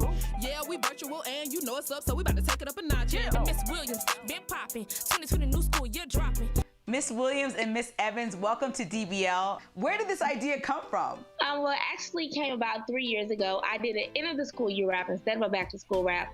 I wanted to kind of celebrate my first successful year of teaching. So I grabbed some students, my cheerleaders, and did an end of the school year rap. And then the following year, Mrs. Evans joined me at Monroe. And I was so excited because we were already friends prior. And I asked her for her to join me on a back to school rap, and she said yes. And since then, we have been doing them. So I love What's Poppin', the real song. I love yours better. And I love that you guys had the kids dancing behind you. I can only wish that I had teachers like you guys growing up. Thank you. It helps because we're the cheerleading coaches as well. So it helps to already have a bond with not only our cheerleaders, but the students as well, because they love to be a part of that. They love to say, oh, we got a chance to be in the video with our coaches. So it was just a great. Now let's talk about your state for a minute. Georgia is growing in new cases of coronavirus. So what kind of stories are you hearing from people that are heading back to school in your community? Some of our students, they would say, Miss Evans, I'm not going to be able to turn in my assignment because, my dad died from COVID. Or Ms. Williams, I'm not going to be able to do my assignment because I have COVID. So it really impacted our city. We wanted to be able to uplift them and just show them how important it is to overcome adversity. No matter what you're going through, you can still be the greatest you can be and still make it out on top. Now, your school is a couple of weeks into remote learning. So I have to ask you, if the district mandated you guys to go back, would you feel safe going back to the classroom? We are in our classrooms right now while the students are at home. And it's still kind of scary because I have students, no, they're not in the classroom, they're at home, but I still have students who have literally today gotten their test results back that they are positive for COVID. So it is very scary, the fact that we don't know when this is going to end, or is it ever going to end. So many parents are stressed out trying to decide still if they want to send their kids back to school. So as teachers, what advice would you have for those parents? So I would suggest that the parents lean on teachers as well as leaders, administrators, and just know that they have someone that they can depend on. Well, I want to thank you ladies so much for joining us. Thank you for all you do for today's youth. I really appreciate it. Thank you for having us. All right, we'll be right back. Promotional consideration is brought to you by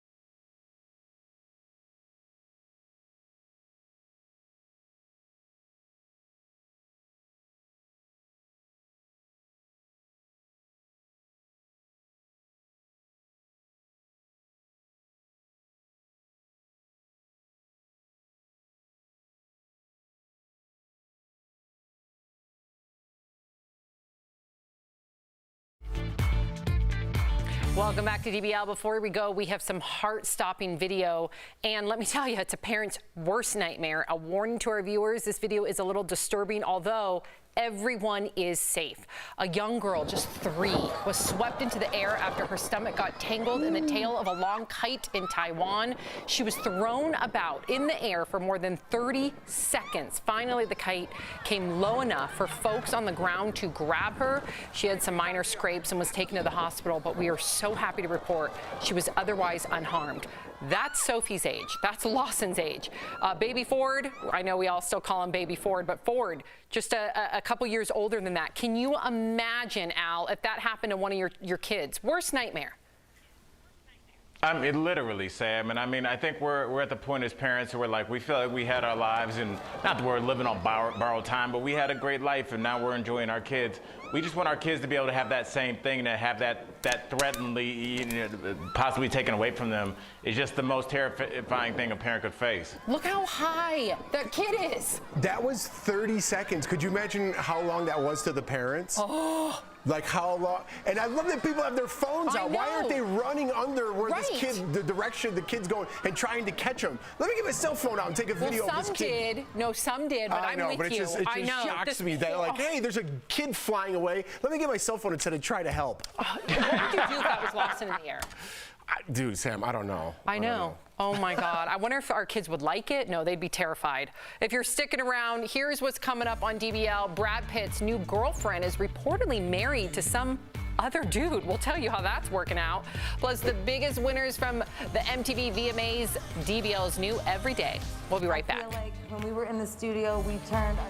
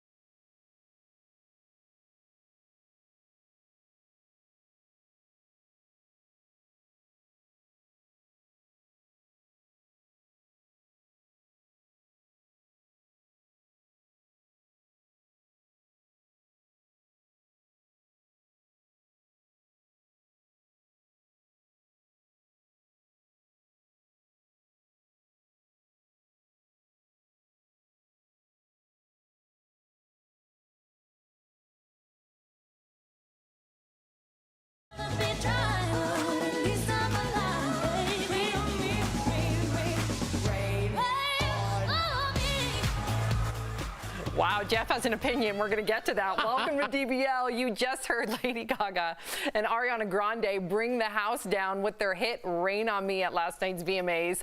More on that in a bit. I'm Sam here with Jeff. Al joining us from home. Okay, so last night, the 2020 VMAs opened on a somber note, of course. Host Keke Palmer dedicated the show to Chadwick Boseman, who died on Friday of colon cancer. She called him a true hero both on and off screen. And The Weeknd kicked things off with a bang, literally performing his hit Blinding Lights on a rooftop in New York City. He later won for Best R&B Video, and in his speech, he demanded justice for Breonna Taylor and Jacob Blake. And Lady Gaga was the big winner, taking home 5 awards, including Song of the Year for Rain on Me. And Taylor Swift became the first solo female artist to win Best Director for The Man. Okay, so we're going to get to Jeff's opinion because he was snickering. Now, there were some really monumental moments last night. Of course, Chadwick Boseman with honoring him with Keke Palmer and everything she had to say.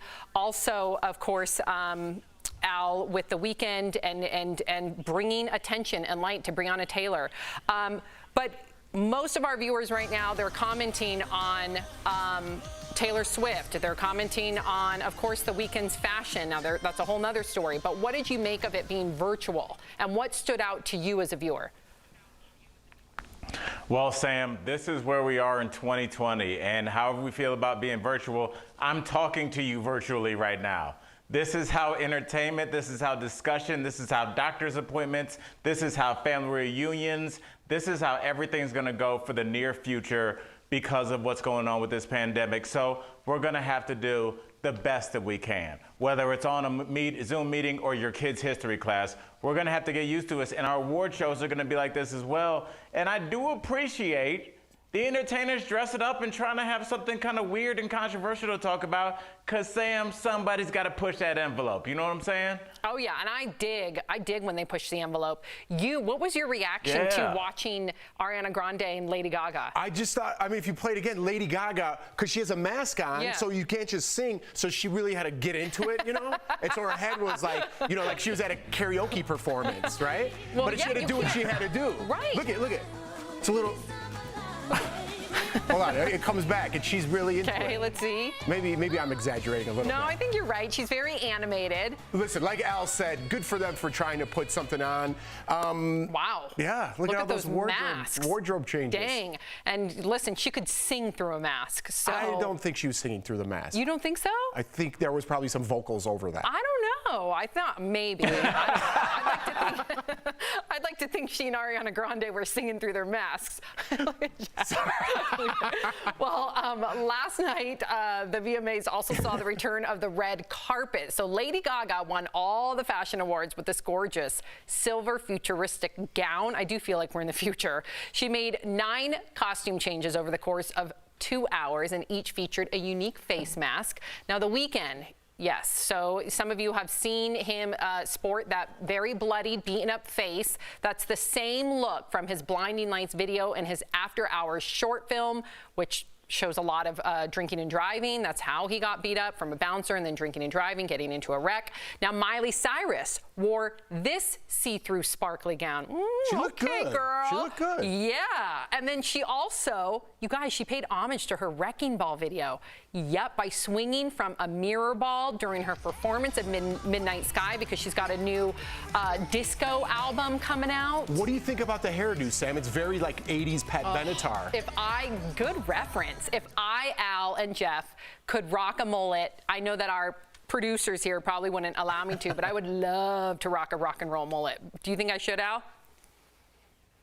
I say you don't do it, Sam, but I will say this. I am excited about the disco album. There, I said it, y'all. I am not joking when I say this. I do like some kinds of disco. I like the band Chic, Everybody Dance. I like, there's a song called Nights Over Egypt. It's by a group called The Girls, I believe. There's some really cool disco songs, and they have a nice beat. So if you work out, if you run, if you row, if you cycle, it's great music for that because it gets the heart pumping. So I'm excited for this disco album. I said it. I'm sure my career is over. Look at Al reaching out to the crew members out there. If you row. I have a rowing machine in the crib. For people. I like it. I like it. Yeah. I'm taking Lori Loughlin's daughter's spot. Good one. That was quick. That was good. Okay, so speaking of fashion, Katy Perry, I love this, you guys. She showed off her VMA look Yeah, 5 days after giving birth. Look, the singer posted this photo on Instagram wearing a pumping bra. I know that bra.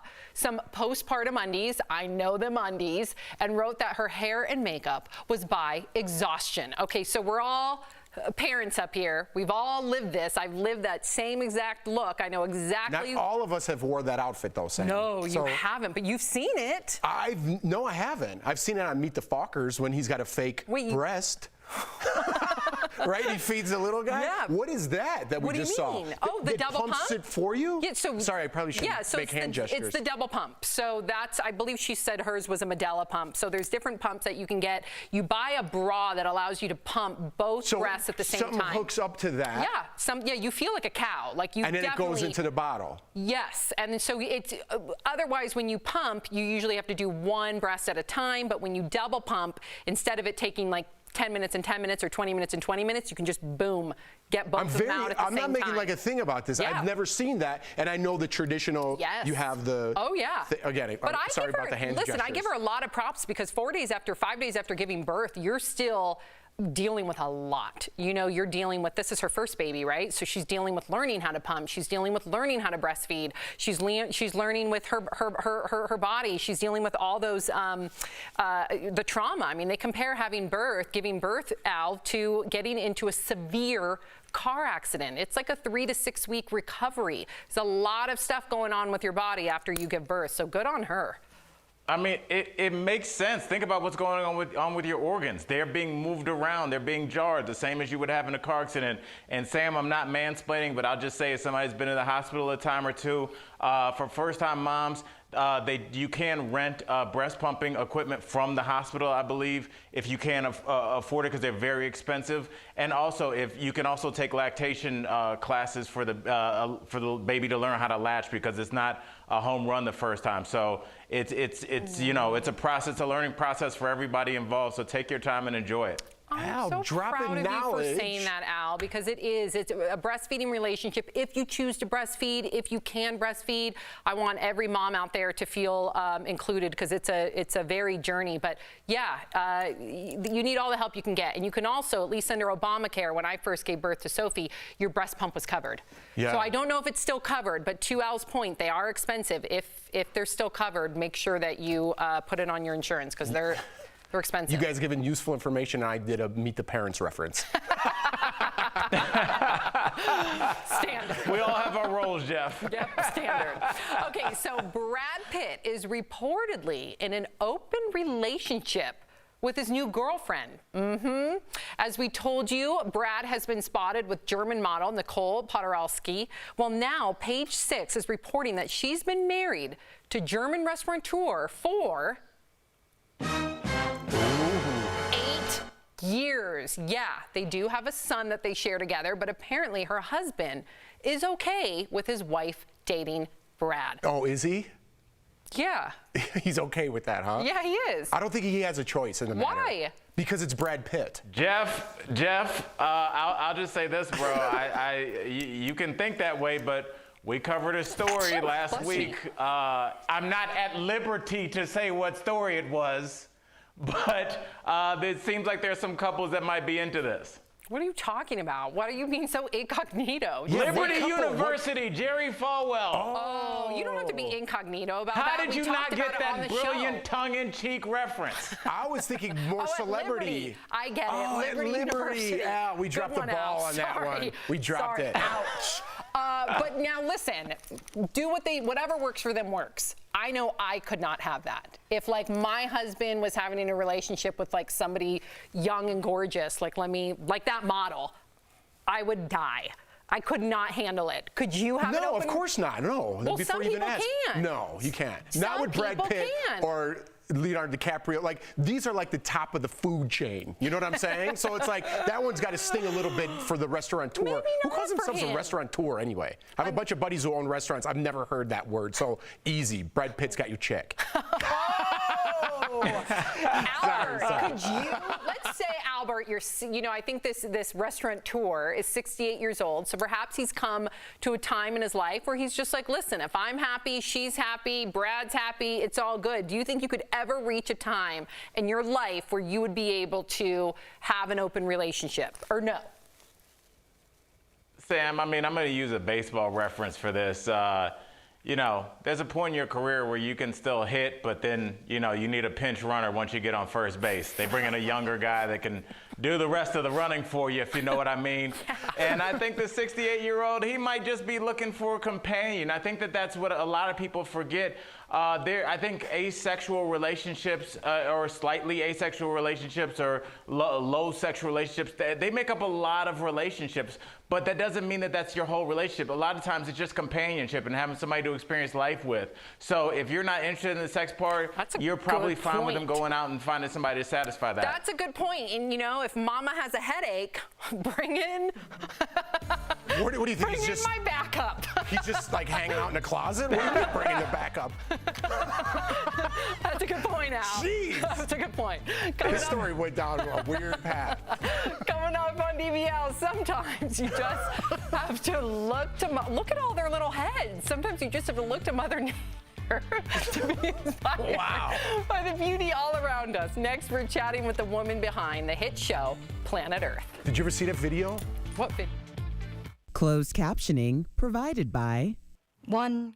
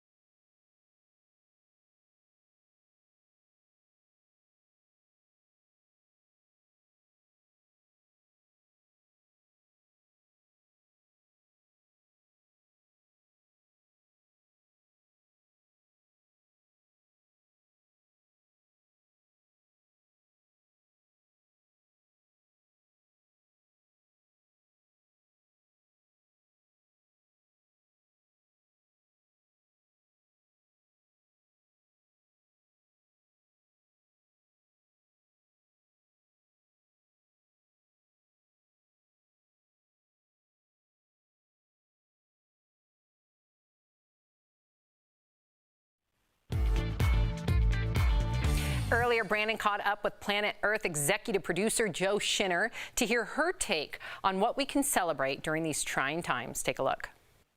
Joe Schinner, welcome to Daily Blast Live. How have things been for you this past year?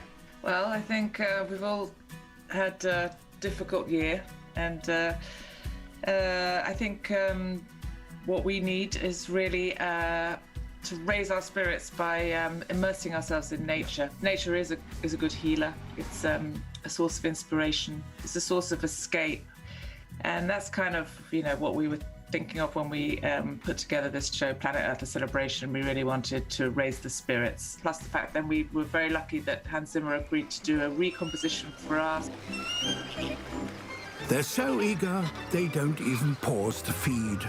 We had Sir David Attenborough with a new message for us, and BBC Concert Orchestra live and in a social distancing studio with guest asked rapper Dave. So kind of a big collaboration, really, a big drawing together of everyone to really celebrate the natural world and yeah, raise our spirits during what are, quite frankly, very difficult times for us all. You mentioned bringing in the British rapper Dave. You also brought in Hans Zimmer as well, who scored music for Hollywood blockbusters like The Dark Knight. Sir David Attenborough will still be narrating.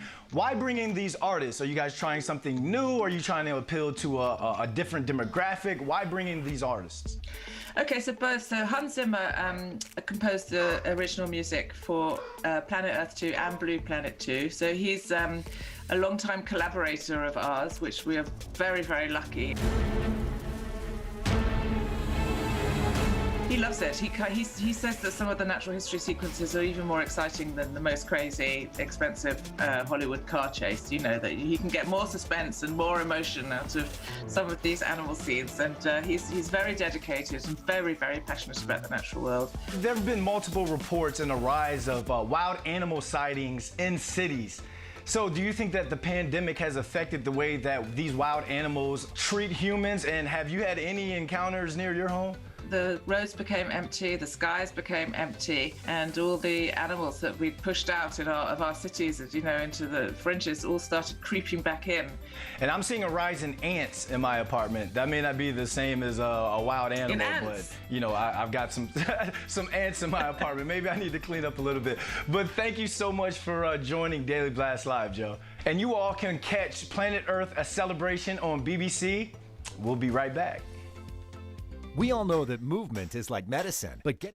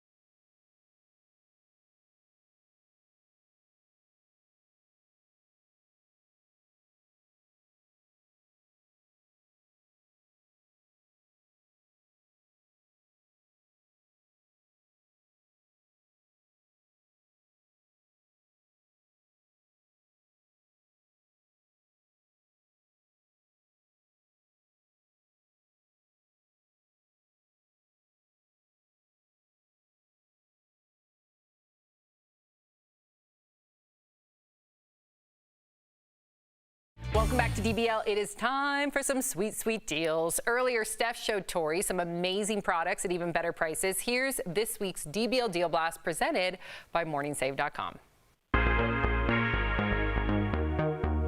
Stephanie Jones, what do you have for us today? Hey Tori, I'm at home and I have got some pretty epic deals for you guys. So first up, I've got this 3-pack Ronda Sheer double layer seamless bra. So it's really soft. It's got a four-way stretch. It's got seamless fabrication with light knitting support, which means you're going to be comfortable day or night. And I love this little bit of lace at the front. So if you're wearing a low-cut top, it gives a bit of coverage, but it also looks really fashionable, doesn't it? Yes. And it comes in lots of different colours. Now, normally in this pack, it's $72, but we've got them all three for $29. So that means you're saving 60%. Oh, that's good. That is a staple I need to have in my wardrobe. How many times are you like, no, I look like I'm at a peep show. I need that little bit of lace. Just that little touch. Sometimes if the top's a little low, and it looks classy, you know. It's nice without like your bra showing. So I'm a big fan of these. I love those. Really nice and really soft. Nice. Really soft. Good color too. So that's good. Next, I've got the perfect solution for charging your electronics with ease. So this is the 2-pack Extreme Power. Are you ready for this? Rotating wireless charger. So you can charge your smartphone vertically or horizontally, That's and it's smart. conveniently positioned because it has this on it there, look. It also has got 2 USB devices outputs for charging your devices that aren't wireless, and it's got a 180-degree rotating adjustable stand so you can put your phone on there for viewing. Normally, this is $60, Tori, but we've got it for our viewers for only $15, which means you're saving 75%. I was talking to my mom and she needed a stand because she couldn't hold the phone the whole time. That's brilliant. We all want a bright smile, and this is how you're gonna get it with the Pure Sonic S520 Sonic toothbrush. Now it comes with 12 different brush heads. It has a 2-minute timer with a 30-second vibration alert, and it features 3 different speeds here, so you can choose exactly whatever works best for you. It comes with 3 years of brush heads, 3 years worth, 2 interdental brush heads, 2 tongue cleaners and 2 floss holders, and it comes in black or white, so you can pick. Now, normally that's $90, but we've got it for only $39, which means you're saving 57%. A tongue cleaner with all 3 years of brush heads for $40? Yes, please. Sign me up. I love it. Now, Tori, with everything that's going on in the world today, I've got a must-have item to help sanitize your everyday essentials and keep everything as clean as possible. It's this, the Gabba Goods phone and accessory UV light sanitizer box. So it's a multifunctional disinfecting box, and you can put in your phone, your wallet, keys, AirPods, anything that's small enough to fit inside, and it uses ultraviolet rays to kill germs and bacteria. So this sanitizer provides up to 99% of sterilization within 5 minutes. And it's also got a built-in aromatherapy diffuser, so it smells really good too. Normally this is $100, and we've got it for only $29, which means you're saving 71%. And I think with the amount of germs going on right now, Tori, that's an investment we can't afford to not use. All right, head on over to morningsave.com to snag these amazing deals at the lowest prices. You can even visit morningsave.com on your smartphone. Thank you so much, Steph. We'll be right back. Promotional consideration.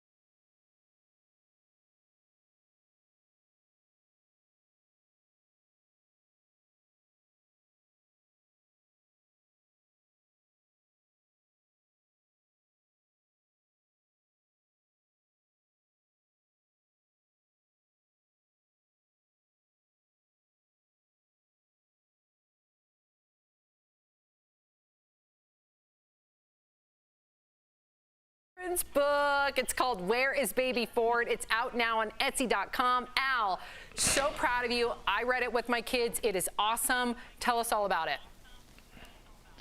Really quickly, 10% of all proceeds go to donate. It goes to the Firefly House School for the Autistic here in Denver, Colorado. It's basically just showing kids that A, disconnect from your devices, and make sure to include kids on the spectrum when you go out and have fun. Proud of you, Al. Yeah, Bye, buddy. guys.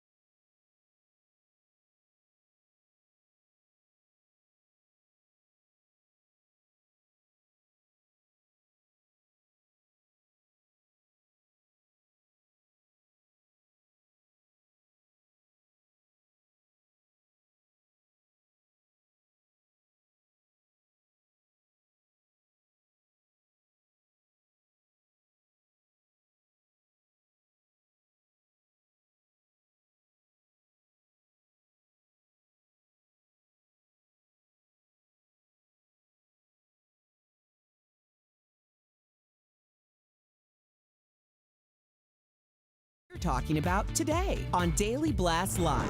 Remembering Chadwick Boseman, a superhero on and off screen. Today, DBL honors his life and legacy as we look back at his most unforgettable moments. A kid hangs on for dear life after getting lifted into the sky by a kite. The terrifying moments all caught on camera. Plus, MTV somehow managed to put on the Video Music Awards during a pandemic. We've got the major hits and misses from the night. Plus, Lady Gaga goes high fashion with her face masks. Real, honest, entertaining, live. DBL starts right now. 3, 2. Welcome to DBL. It is Monday, August 31st. I'm Sam here with Jeff. Al joining us from home. Okay, so we're going to get right to it because we're going to start today talking about actor Chadwick Boseman. It was such a shock when the news came out on Friday that he had died after a 4-year battle with colon cancer. He was just 43 years old. Now, a tweet from Chadwick's account of his family announcing his death and honoring his life quickly became the most liked tweet ever. Chadwick was known for bringing some of the biggest Black icons to life on the big screen, including Jackie Robinson in the movie 42, James Brown in Get On Up, and a young Thurgood Marshall, the Supreme Court Justice in the biopic Marshall. But Chadwick was most well known, of course, for playing King T'Challa in the movie Black Panther, a role he says was the honor of his career. Now, during his 4-year cancer battle that a lot of us had, most of us, none of us really knew about this, Chadwick visited kids at the St. Jude Children's Research Hospital in Tennessee. The hospital tweeted this saying, 2 years ago, Chadwick visited and brought with him not only toys for our patients, but also joy, courage, and inspiration. Meantime, kids all over the nation are mourning the loss of their favorite superhero. Many holding memorials for their role model, with parents posting pictures showing kids playing tribute. Wow. Finally, you've got to hear Chadwick's powerful message to Howard University students at his 2018 commencement speech. Whatever you choose for a career path, remember the struggles along the way are only meant to shape you for your purpose. When I dare to challenge the system that would relegate us to victims and stereotypes with no clear historical backgrounds, no hopes or talents, when I questioned that method of portrayal, a different path opened up for me. The path to my destiny. Wow. This one hurts. What a surprise. So us hosts, we were all communicating over the weekend. We were all in shock, and we were all trying to memorialize this incredible individual, and to know that he also was battling cancer, especially when he was visiting children who were also battling cancer. What an exceptional individual. Al, did you have a conversation with your kids about Chadwick dying? And if you did, what did you say? How did they react?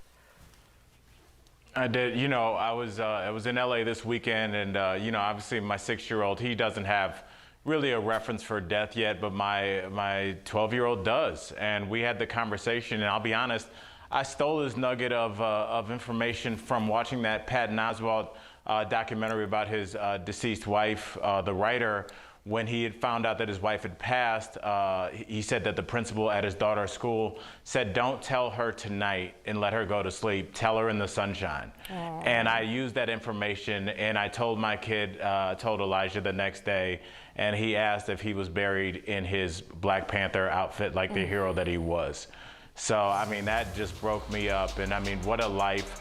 I think about how paralleled his life and Kobe Bryant's life were cut short, but I mean, who did more with 42, 43 years than those two men? I really can't think of anyone. Just incredible lives. Wow, that gives me chills. Yeah, I mean, quickly, you guys said it perfectly. He wasn't just a superhero on screen, he was a superhero off. I think nowadays, yes, we need people like this, you know what I mean? Everyone is playing the victim. He actually was a victim, but continued to give his time, which he knew he was running out of. 2 children, 2 students at Howard University. That's not an inspirational speech for Black kids. That's an inspirational speech for America, for the world. So I understand his impact in the Black community, but he's impacted everybody. And like I said, he might not be on this planet anymore, but his inspiration and his courage will go on forever. Yeah, talk about Wonderful. courage and talk about empathy too. I want to share with our viewers this video that we found. Many of you may have seen it, but if not, take a look about Chadwick speaking in regard to some terminally ill kids. There are two little kids, Ian and Taylor. Throughout our filming, I was communicating with them, knowing that they were both terminal. What they said to me is and their parents said, they're trying to hold on till this movie comes. And when I found out that yeah, it means a lot. Oh my gosh, yeah. So yeah, Ian and Taylor did not make it. They weren't able to see the film. And again, knowing that Chadwick was also dealing with his battle, he could sympathize with those children. So, you know, this one, as I said in the beginning of the show, this one hurts. This one hurts bad, not only because he was, as you said, Jeff, an incredible icon on the screen, but behind the camera, we could all take a page rather, of his book and maybe pay it forward and be as selfless as Chadwick was. Please, DBL Nation, and Sam, I would love to read all of your comments. Oh, yes, please, Al, please. I was just going to say, just listening to that story really made me think about, I think I told you when my grandmother Marcella passed away and I spoke at her funeral, you know, I told her, I took some confetti up there and I threw it in the air and I said, what is everybody crying about? We should be celebrating this incredible life. Like, you know, everybody loved her. This is like the goal that everybody should have. And I tried to turn it into a positive thing. And one of the things that helped shape that perspective was when I was going to see her in hospice a couple of days before she passed, I was walking to a room and I passed a room and it had wouldn't even call this kid a toddler. Maybe it was maybe 20, 24 months. And I remember there was just, you know, the child was in like a bounce house, but definitely still had some tubes hooked up to it. And I just like asked the nurse, I was like, why is she in there? Like, my brain couldn't process that a child just starting life was already, you know, and so it's a gift, and we shouldn't just take it for granted. Because not everybody gets the same shot, and those kids holding up for that movie, it's not fair, you know? Yeah. It's, I don't know. Yeah, you're rendering Jeff and I speechless. It's not fair. I mean, we're all so lucky to be parents of healthy children. I know. And I can't even fathom losing my child or a loved one to cancer. But you know, I didn't know what to say when this happened, and when we were on a group chat, I didn't know what to say. I was in shock when you guys sent that to me. That's how I found out, and I didn't know what to write back to the group either. I just put, wow, so sad. We really, really have to appreciate every single day and the good that we have. You know, I don't like to boast about what I have, but I do appreciate my family and their health and what I could provide for them. That's important to me, and we've lost touch of what that really means. You know what I mean? Coming home to your family, loving your loved ones, calling someone and say, I love you. So people are so stuck to this internet. Our country's divided, hatred's everywhere, and we need to have more people that inspire us, like Chadwick Boseman. He's an inspiration. He is gone now, but his inspiration will live on forever, and we need more of that. Sadly, Al, I didn't mean to turn this into one of those speeches, but you're right, man. It's not fair when that happens to a little baby, you know, but we have to appreciate, with empathy, what we have in our life. yeah, you're well said. Well said. Hug your agree, children tight. And your loved ones as well. We have some resources that we would please, DBL Nation, because these are life-saving resources. And in fact, we're going to go to Dr. Coley soon. She's going to talk all about colon cancer. But again, if you need to write down any of these resources, please, preventative care is the best form of care. And we want to hear from you. So please continue to write in using the hashtag DBL Take on our Facebook and YouTube. Thank you for sharing that story, Al, in regard to Elijah. Absolutely heartbreaking. Al, stick around. Coming up on DBL, our medical expert, Dr. Pyle Coley, will help put colon cancer into perspective in the wake of Chadwick Boseman's shocking death. You do not want to miss it. Then meet two teachers with a knack for rap. What inspired them to make this music video that's gone viral during this chaotic back-to-school season? And most of our coworkers, they are responsibly working from home. We thank each and every one of them. We will be right back.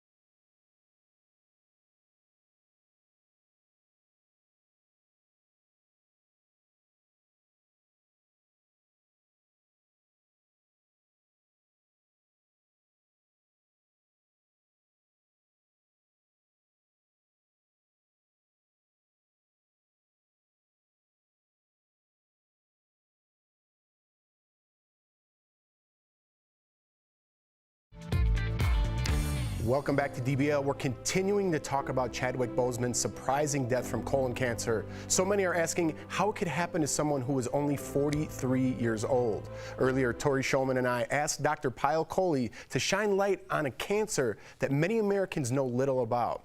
Here's what she had to say. What should our viewers know about colon cancer?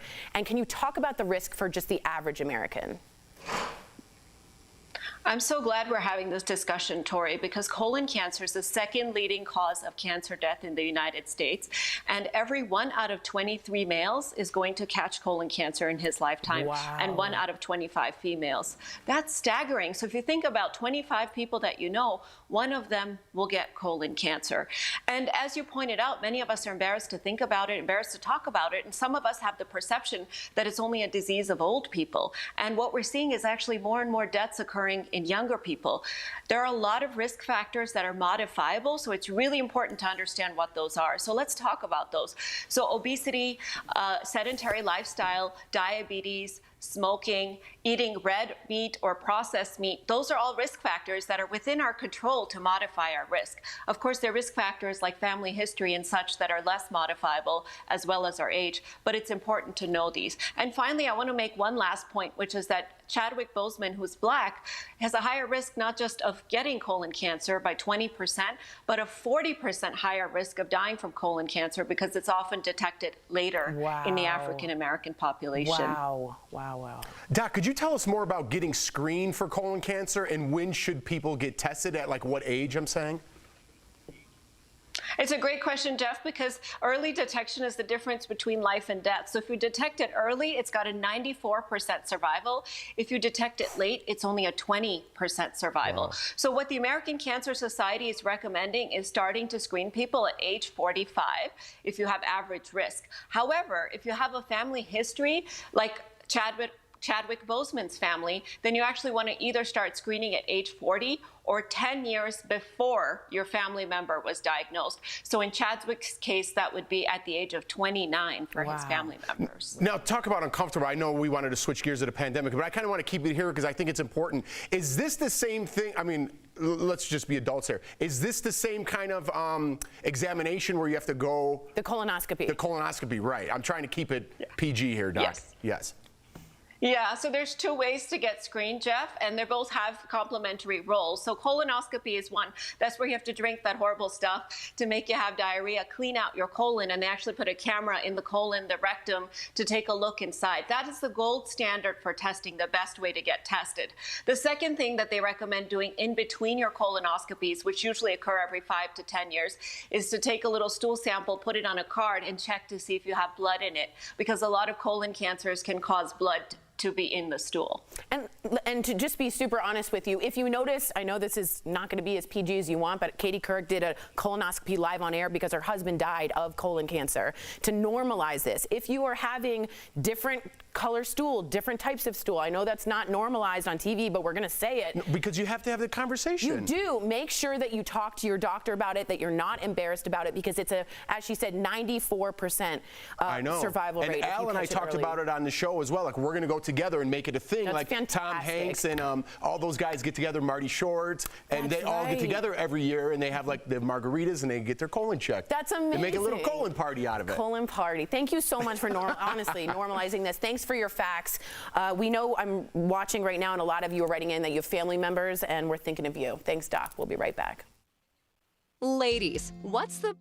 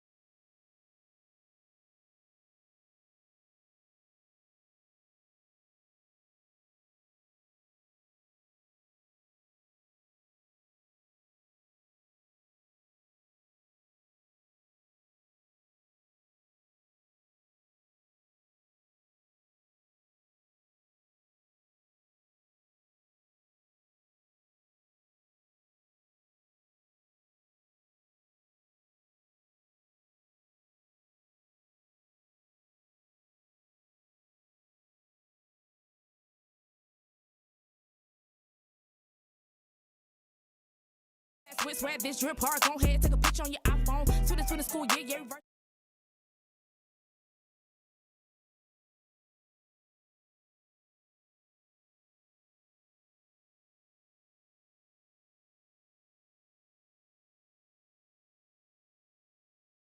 Are going viral for their COVID-19 remake of Jack Harlow's song What's Poppin'. Earlier, Lindsay spoke with him in today's DBL Spotlight.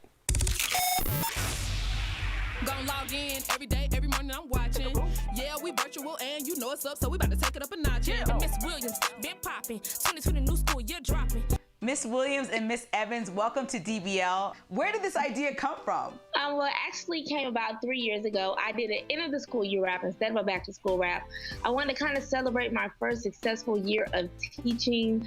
So I grabbed some students, my cheerleaders, and did an end of the school year rap. And then that following year, Mrs. Evans joined me at Monroe. And I was so excited because we were already friends prior. And I asked her for her to join me on a back to school rap, and she said yes. And since then, we have been doing them. So I love What's Poppin', the real song. I love yours better. And I love that you guys had the kids dancing behind you. I can only wish that I had teachers like you guys growing up. Thank you. It helps because we're the cheerleading coaches as well. So it helps to already have a bond with not only our cheerleaders, but the students as well, because they love to be a part of that. They love to say, oh, we got a chance to be in the video with our coaches. So it was just a great. Now let's talk about your state for a minute. Georgia is growing in new cases of coronavirus. So what kind of stories are you hearing from people that are heading back to school in your community? Some of our students, they would say, Miss Evans, I'm not going to be able to turn in my assignment because, my dad died from COVID. Or Ms. Williams, I'm not going to be able to do my assignment because I have COVID. So it really impacted our city. We wanted to be able to uplift them and just show them how important it is to overcome adversity. No matter what you're going through, you can still be the greatest you can be and still make it out on top. Now, your school is a couple of weeks into remote learning. So I have to ask you, if the district mandated you guys to go back, would you feel safe going back to the classroom? We are in our classrooms right now while the students are at home. And it's still kind of scary because I have students, no, they're not in the classroom, they're at home, but I still have students who have literally today gotten their test results back that they are positive for COVID. So it is very scary, the fact that we don't know when this is going to end, or is it ever going to end. So many parents are stressed out trying to decide still if they want to send their kids back to school. So as teachers, what advice would you have for those parents? So I would suggest that the parents lean on teachers as well as leaders, administrators, and just know that they have someone that they can depend on. Well, I want to thank you ladies so much for joining us. Thank you for all you do for today's youth. I really appreciate it. Thank you for having us. All right, we'll be right back.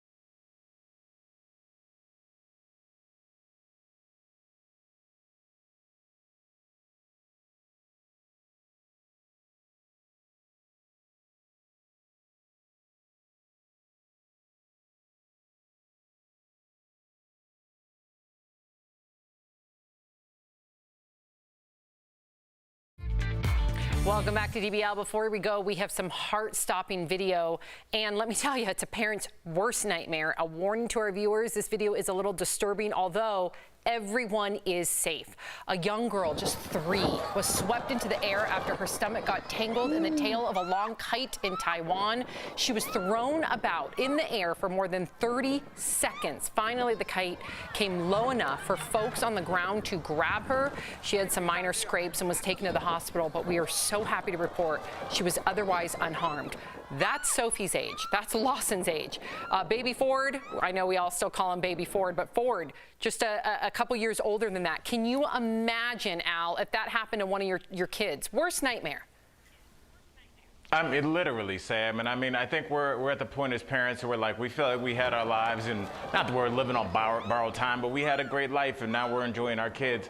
We just want our kids to be able to have that same thing, to have that threateningly, possibly taken away from them, is just the most terrifying thing a parent could face. Look how high that kid is. That was 30 seconds. Could you imagine how long that was to the parents? Oh. Like how long? And I love that people have their phones out. Why aren't they running under where this kid, the direction the kid's going, and trying to catch him? Let me get my cell phone out and take a video of this kid. Some did. No, some did, but I know, I'm but with you. it just shocks me that, like, hey, there's a kid flying away. Let me get my cell phone instead of try to help. What would you do if that was Lawson in the air? Dude, Sam, I don't know. I know. Oh my God. I wonder if our kids would like it. No, they'd be terrified. If you're sticking around, here's what's coming up on DBL. Brad Pitt's new girlfriend is reportedly married to some other dude. We'll tell you how that's working out. Plus, the biggest winners from the MTV VMAs, DBL's new every day. We'll be right back. I feel like when we were in the studio, we turned.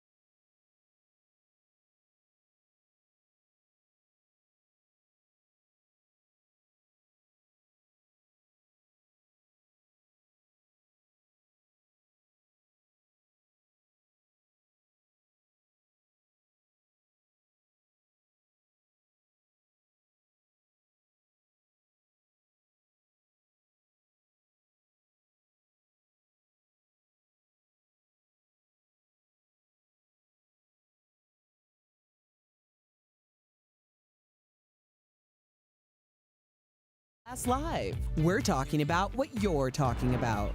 Real, honest, entertaining, live. DBL starts right now. Rain on me. Rain on me.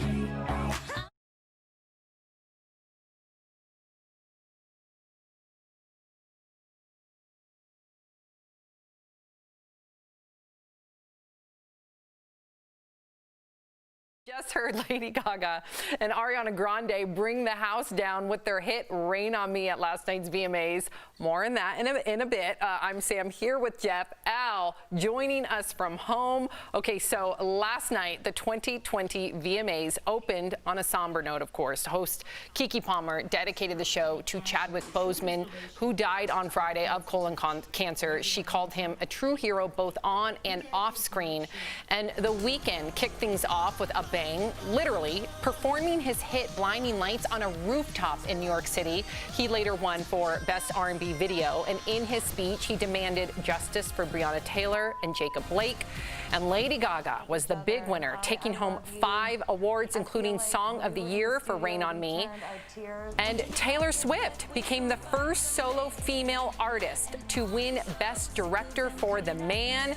Okay, so we're going to get to Jeff's opinion because he was snickering.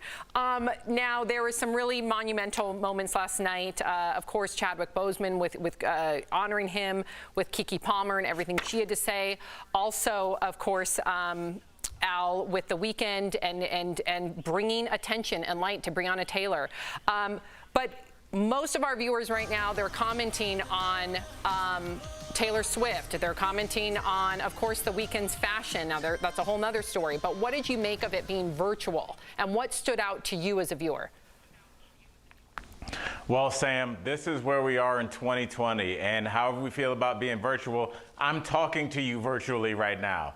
This is how entertainment, this is how discussion, this is how doctor's appointments, this is how family reunions, this is how everything's gonna go for the near future because of what's going on with this pandemic. So we're gonna have to do the best that we can. Whether it's on a Zoom meeting or your kid's history class, we're gonna have to get used to it. And our award shows are gonna be like this as well. And I do appreciate the entertainers dressing up and trying to have something kind of weird and controversial to talk about, because, Sam, somebody's got to push that envelope. You know what I'm saying? Oh, yeah, and I dig when they push the envelope. What was your reaction to watching Ariana Grande and Lady Gaga? I just thought, I mean, if you played again, Lady Gaga, because she has a mask on, so you can't just sing, so she really had to get into it, you know? And so her head was like, you know, like she was at a karaoke performance, right? Well, but she had to do what she had to do. Right. Look it.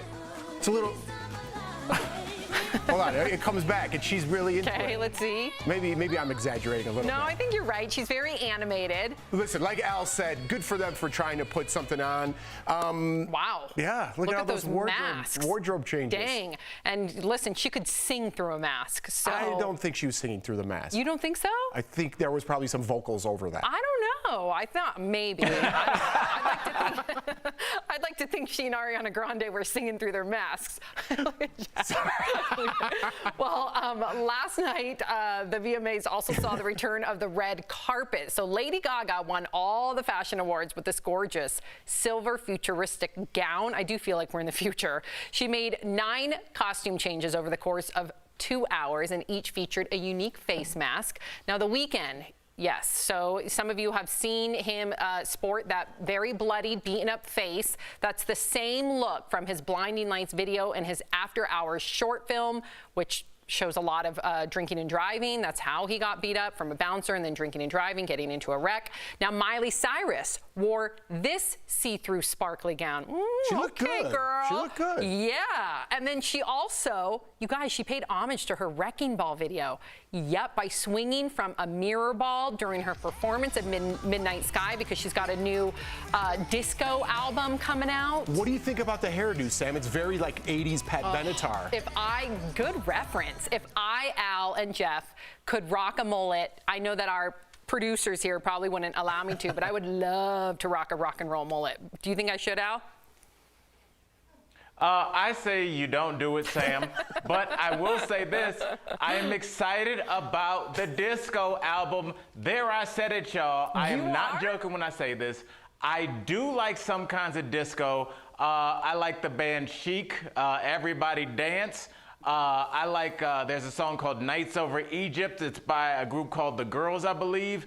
There's some really cool disco songs, and they have a nice beat. So if you work out, if you run, if you row, if you cycle, it's great music for that because it gets the heart pumping. So I'm excited for this disco album. I said it. I'm sure my career is over. Look at Al reaching out to the crew members out there. If you row. have a touching rowing all machine in the types of crib. people. I like it. I like it. Yeah. I'm taking Lori Loughlin's daughter's spot. Good one. That was quick. That was good. Okay, so speaking of fashion, Katy Perry, I love this, you guys. She showed off her VMA look. Yeah, 5 days after giving birth. Look, the singer posted this photo on Instagram wearing a pumping bra. I know that bra.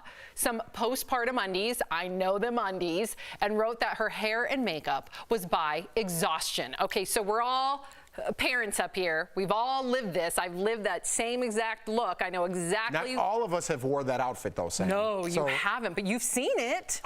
No, I haven't. I've seen it on Meet the Fockers when he's got a fake breast. Right? He feeds the little guy? Yeah. What is that we just saw? What do you mean? Oh, the double pump? It pumps it for you? Yeah, so, sorry, I probably shouldn't make hand gestures. It's the double pump. So that's, I believe she said hers was a Medela pump. So there's different pumps that you can get. You buy a bra that allows you to pump both breasts at the same time. Something hooks up to that? Yeah, you feel like a cow. Like you and then it goes into the bottle? Yes, and so it's, otherwise when you pump, you usually have to do one breast at a time, but when you double pump, instead of it taking like 10 minutes and 10 minutes or 20 minutes and 20 minutes, you can just boom, get both of them out at the same time. I'm not making like a thing about this. Yeah. I've never seen that, and I know the traditional. Yes. You have the. Oh yeah. Again, but I'm sorry about the hand gestures. Listen, I give her a lot of props because 5 days after giving birth, you're still dealing with a lot. You know, you're dealing with, this is her first baby, right? So she's dealing with learning how to pump. She's dealing with learning how to breastfeed. She's learning with her body. She's dealing with all those, the trauma. I mean, they compare giving birth, Al, to getting into a severe car accident. It's like a 3 to 6 week recovery. There's a lot of stuff going on with your body after you give birth. So good on her.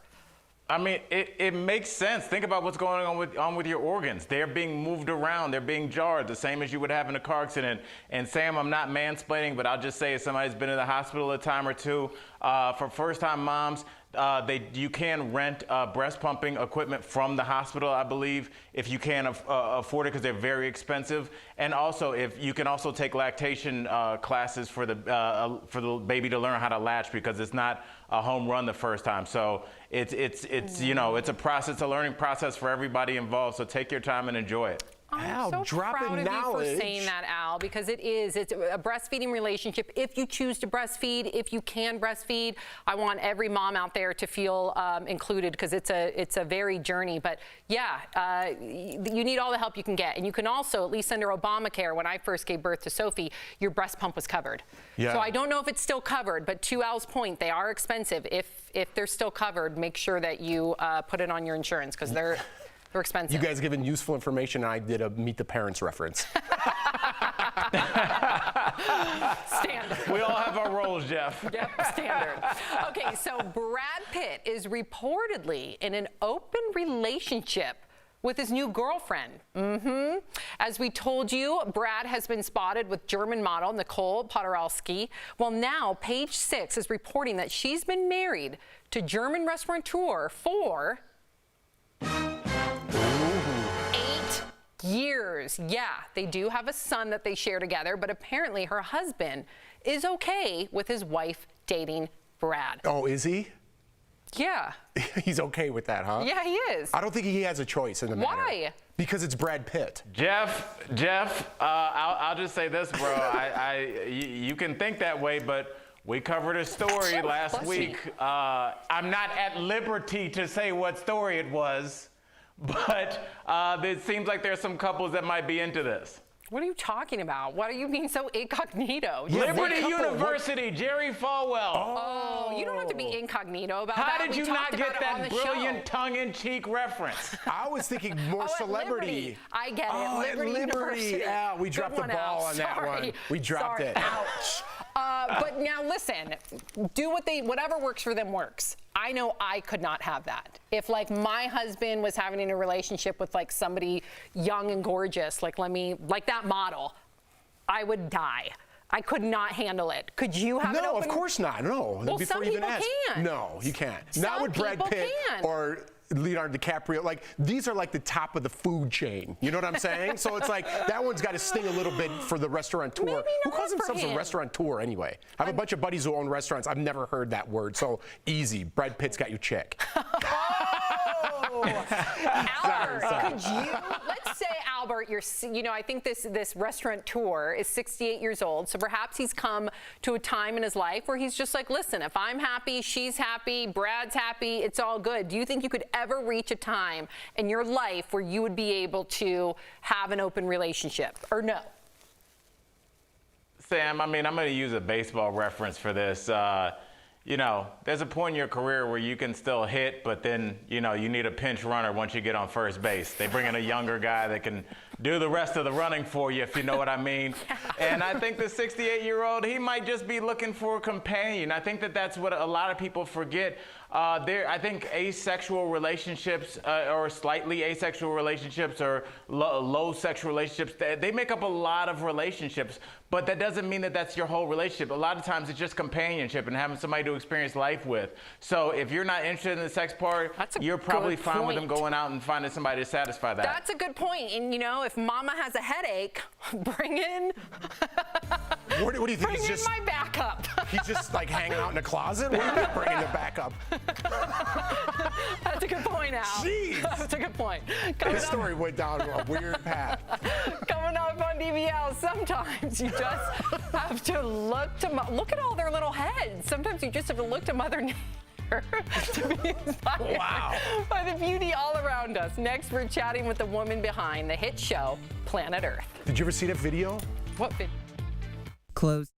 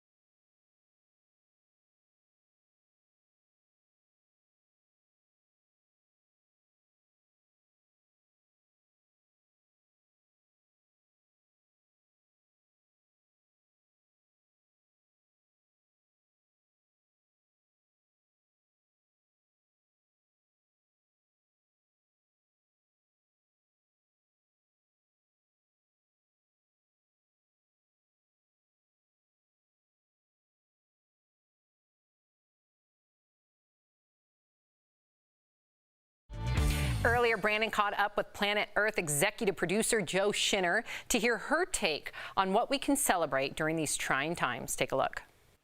Joe Schinner, welcome to Daily Blast Live. How have things been for you this past year? Well, I think we've all had a difficult year, and I think what we need is really to raise our spirits by immersing ourselves in nature. Nature is a good healer. It's a source of inspiration. It's a source of escape, and that's kind of what we were thinking of when we put together this show, Planet Earth: A Celebration. We really wanted to raise the spirits. Plus the fact that we were very lucky that Hans Zimmer agreed to do a recomposition for us. They're so eager, they don't even pause to feed. So we had Sir David Attenborough with a new message for us, and BBC Concert Orchestra live in a social distancing studio with guest asked rapper Dave. So kind of a big collaboration, really, a big drawing together of everyone to really celebrate the natural world and yeah, raise our spirits during what are, quite frankly, very difficult times for us all. You mentioned bringing in the British rapper Dave. You also brought in Hans Zimmer as well, who scored music for Hollywood blockbusters like The Dark Knight. Sir David Attenborough will still be narrating. Why bring in these artists? Are you guys trying something new? Are you trying to appeal to a different demographic? Why bring in these artists? Okay, so Hans Zimmer composed the original music for Planet Earth 2 and Blue Planet 2. So he's a long-time collaborator of ours, which we are very, very lucky. He loves it. He says that some of the natural history sequences are even more exciting than the most crazy, expensive Hollywood car chase. You know, that he can get more suspense and more emotion out of some of these animal scenes. And he's very dedicated and very, very passionate about the natural world. There have been multiple reports and a rise of wild animal sightings in cities. So do you think that the pandemic has affected the way that these wild animals treat humans? And have you had any encounters near your home? The roads became empty, the skies became empty, and all the animals that we'd pushed out of our cities, you know, into the fringes, all started creeping back in. And I'm seeing a rise in ants in my apartment. That may not be the same as a wild animal, but you know, I've got some some ants in my apartment. Maybe I need to clean up a little bit. But thank you so much for joining Daily Blast Live, Joe. And you all can catch Planet Earth: A Celebration on BBC. We'll be right back.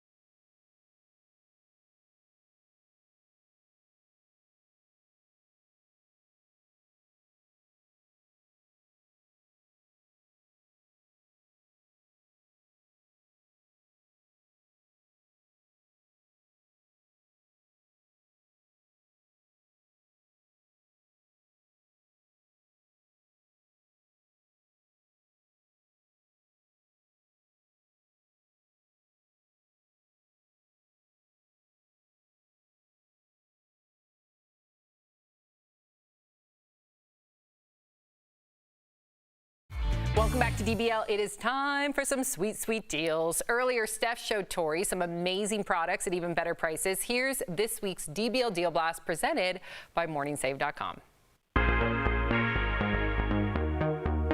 Stephanie Jones, what do you have for us today? Hey Tori, I'm at home and I have got some pretty epic deals for you guys. So first up, I've got this 3-pack Ronda Sheer double layer seamless bra. So it's really soft, it's got a 4-way stretch, it's got seamless fabrication with light knitting support, which means you're gonna be comfortable day or night. And I love this little bit of lace at the front, so if you're wearing a low-cut top, it gives a bit of coverage, but it also looks really fashionable, doesn't it? Yes. And it comes in lots of different colors. Now, normally in this pack, it's $72, but we've got them all 3 for $29, so that means you're saving 60%. Oh, that's good.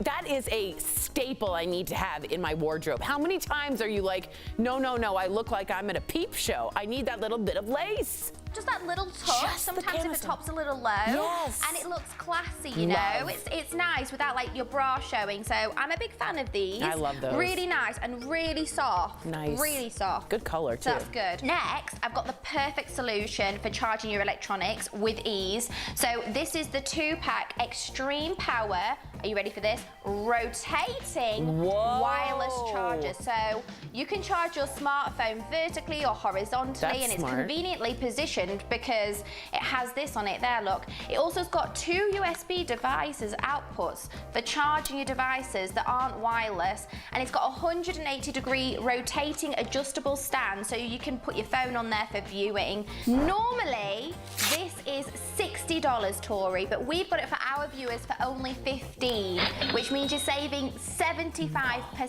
I was talking to my mom and she needed a stand because she couldn't hold the phone the whole time. That's brilliant. We all want a bright smile, and this is how you're gonna get it with the Pure Sonic S520 Sonic toothbrush. Now it comes with 12 different brush heads. It has a 2-minute timer with a 30-second vibration alert, and it features 3 different speeds here, so you can choose exactly whatever works best for you. It comes with 3 years of brush heads, 3 years worth, 2 interdental brush heads, 2 tongue cleaners and 2 floss holders, and it comes in black or white, so you can pick. Now, normally that's $90, but we've got it for only $39, which means you're saving 57%. A tongue cleaner with all 3 years of brush heads for $40? Yes, please, sign me up. I love it. Now, Tori, with everything that's going on in the world today, I've got a must-have item to help sanitize your everyday essentials and keep everything as clean as possible. It's this, the Gabba Goods phone and accessory UV light sanitizer box. So it's a multifunctional disinfecting box, and you can put in your phone, your wallet, keys, AirPods, anything that's small enough to fit inside, and it uses ultraviolet rays to kill germs and bacteria. So this sanitizer provides up to 99% of sterilization within 5 minutes. And it's also got a built-in aromatherapy diffuser, so it smells really good too. Normally this is $100, and we've got it for only $29, which means you're saving 71%. And I think with the amount of germs going on right now, Tori, that's an investment we can't afford to not use. All right, head on over to morningsave.com to snag these amazing deals at the lowest prices. You can even visit morningsave.com on your smartphone. Thank you so much, Steph. We'll be right back.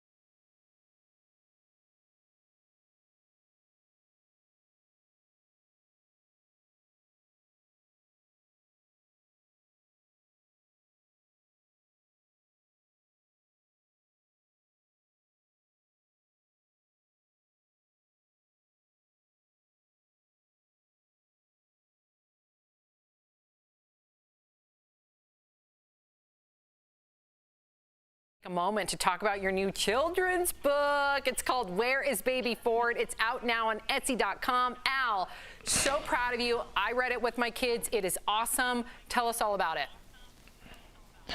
Really quickly, 10% of all proceeds go to donate. It goes to the Firefly House School for the Autistic here in Denver, Colorado. It's basically just showing kids that A, disconnect from your devices, and make sure to include kids on the spectrum when you go out and have fun. Proud of you, Al. Yeah, Bye, buddy. guys.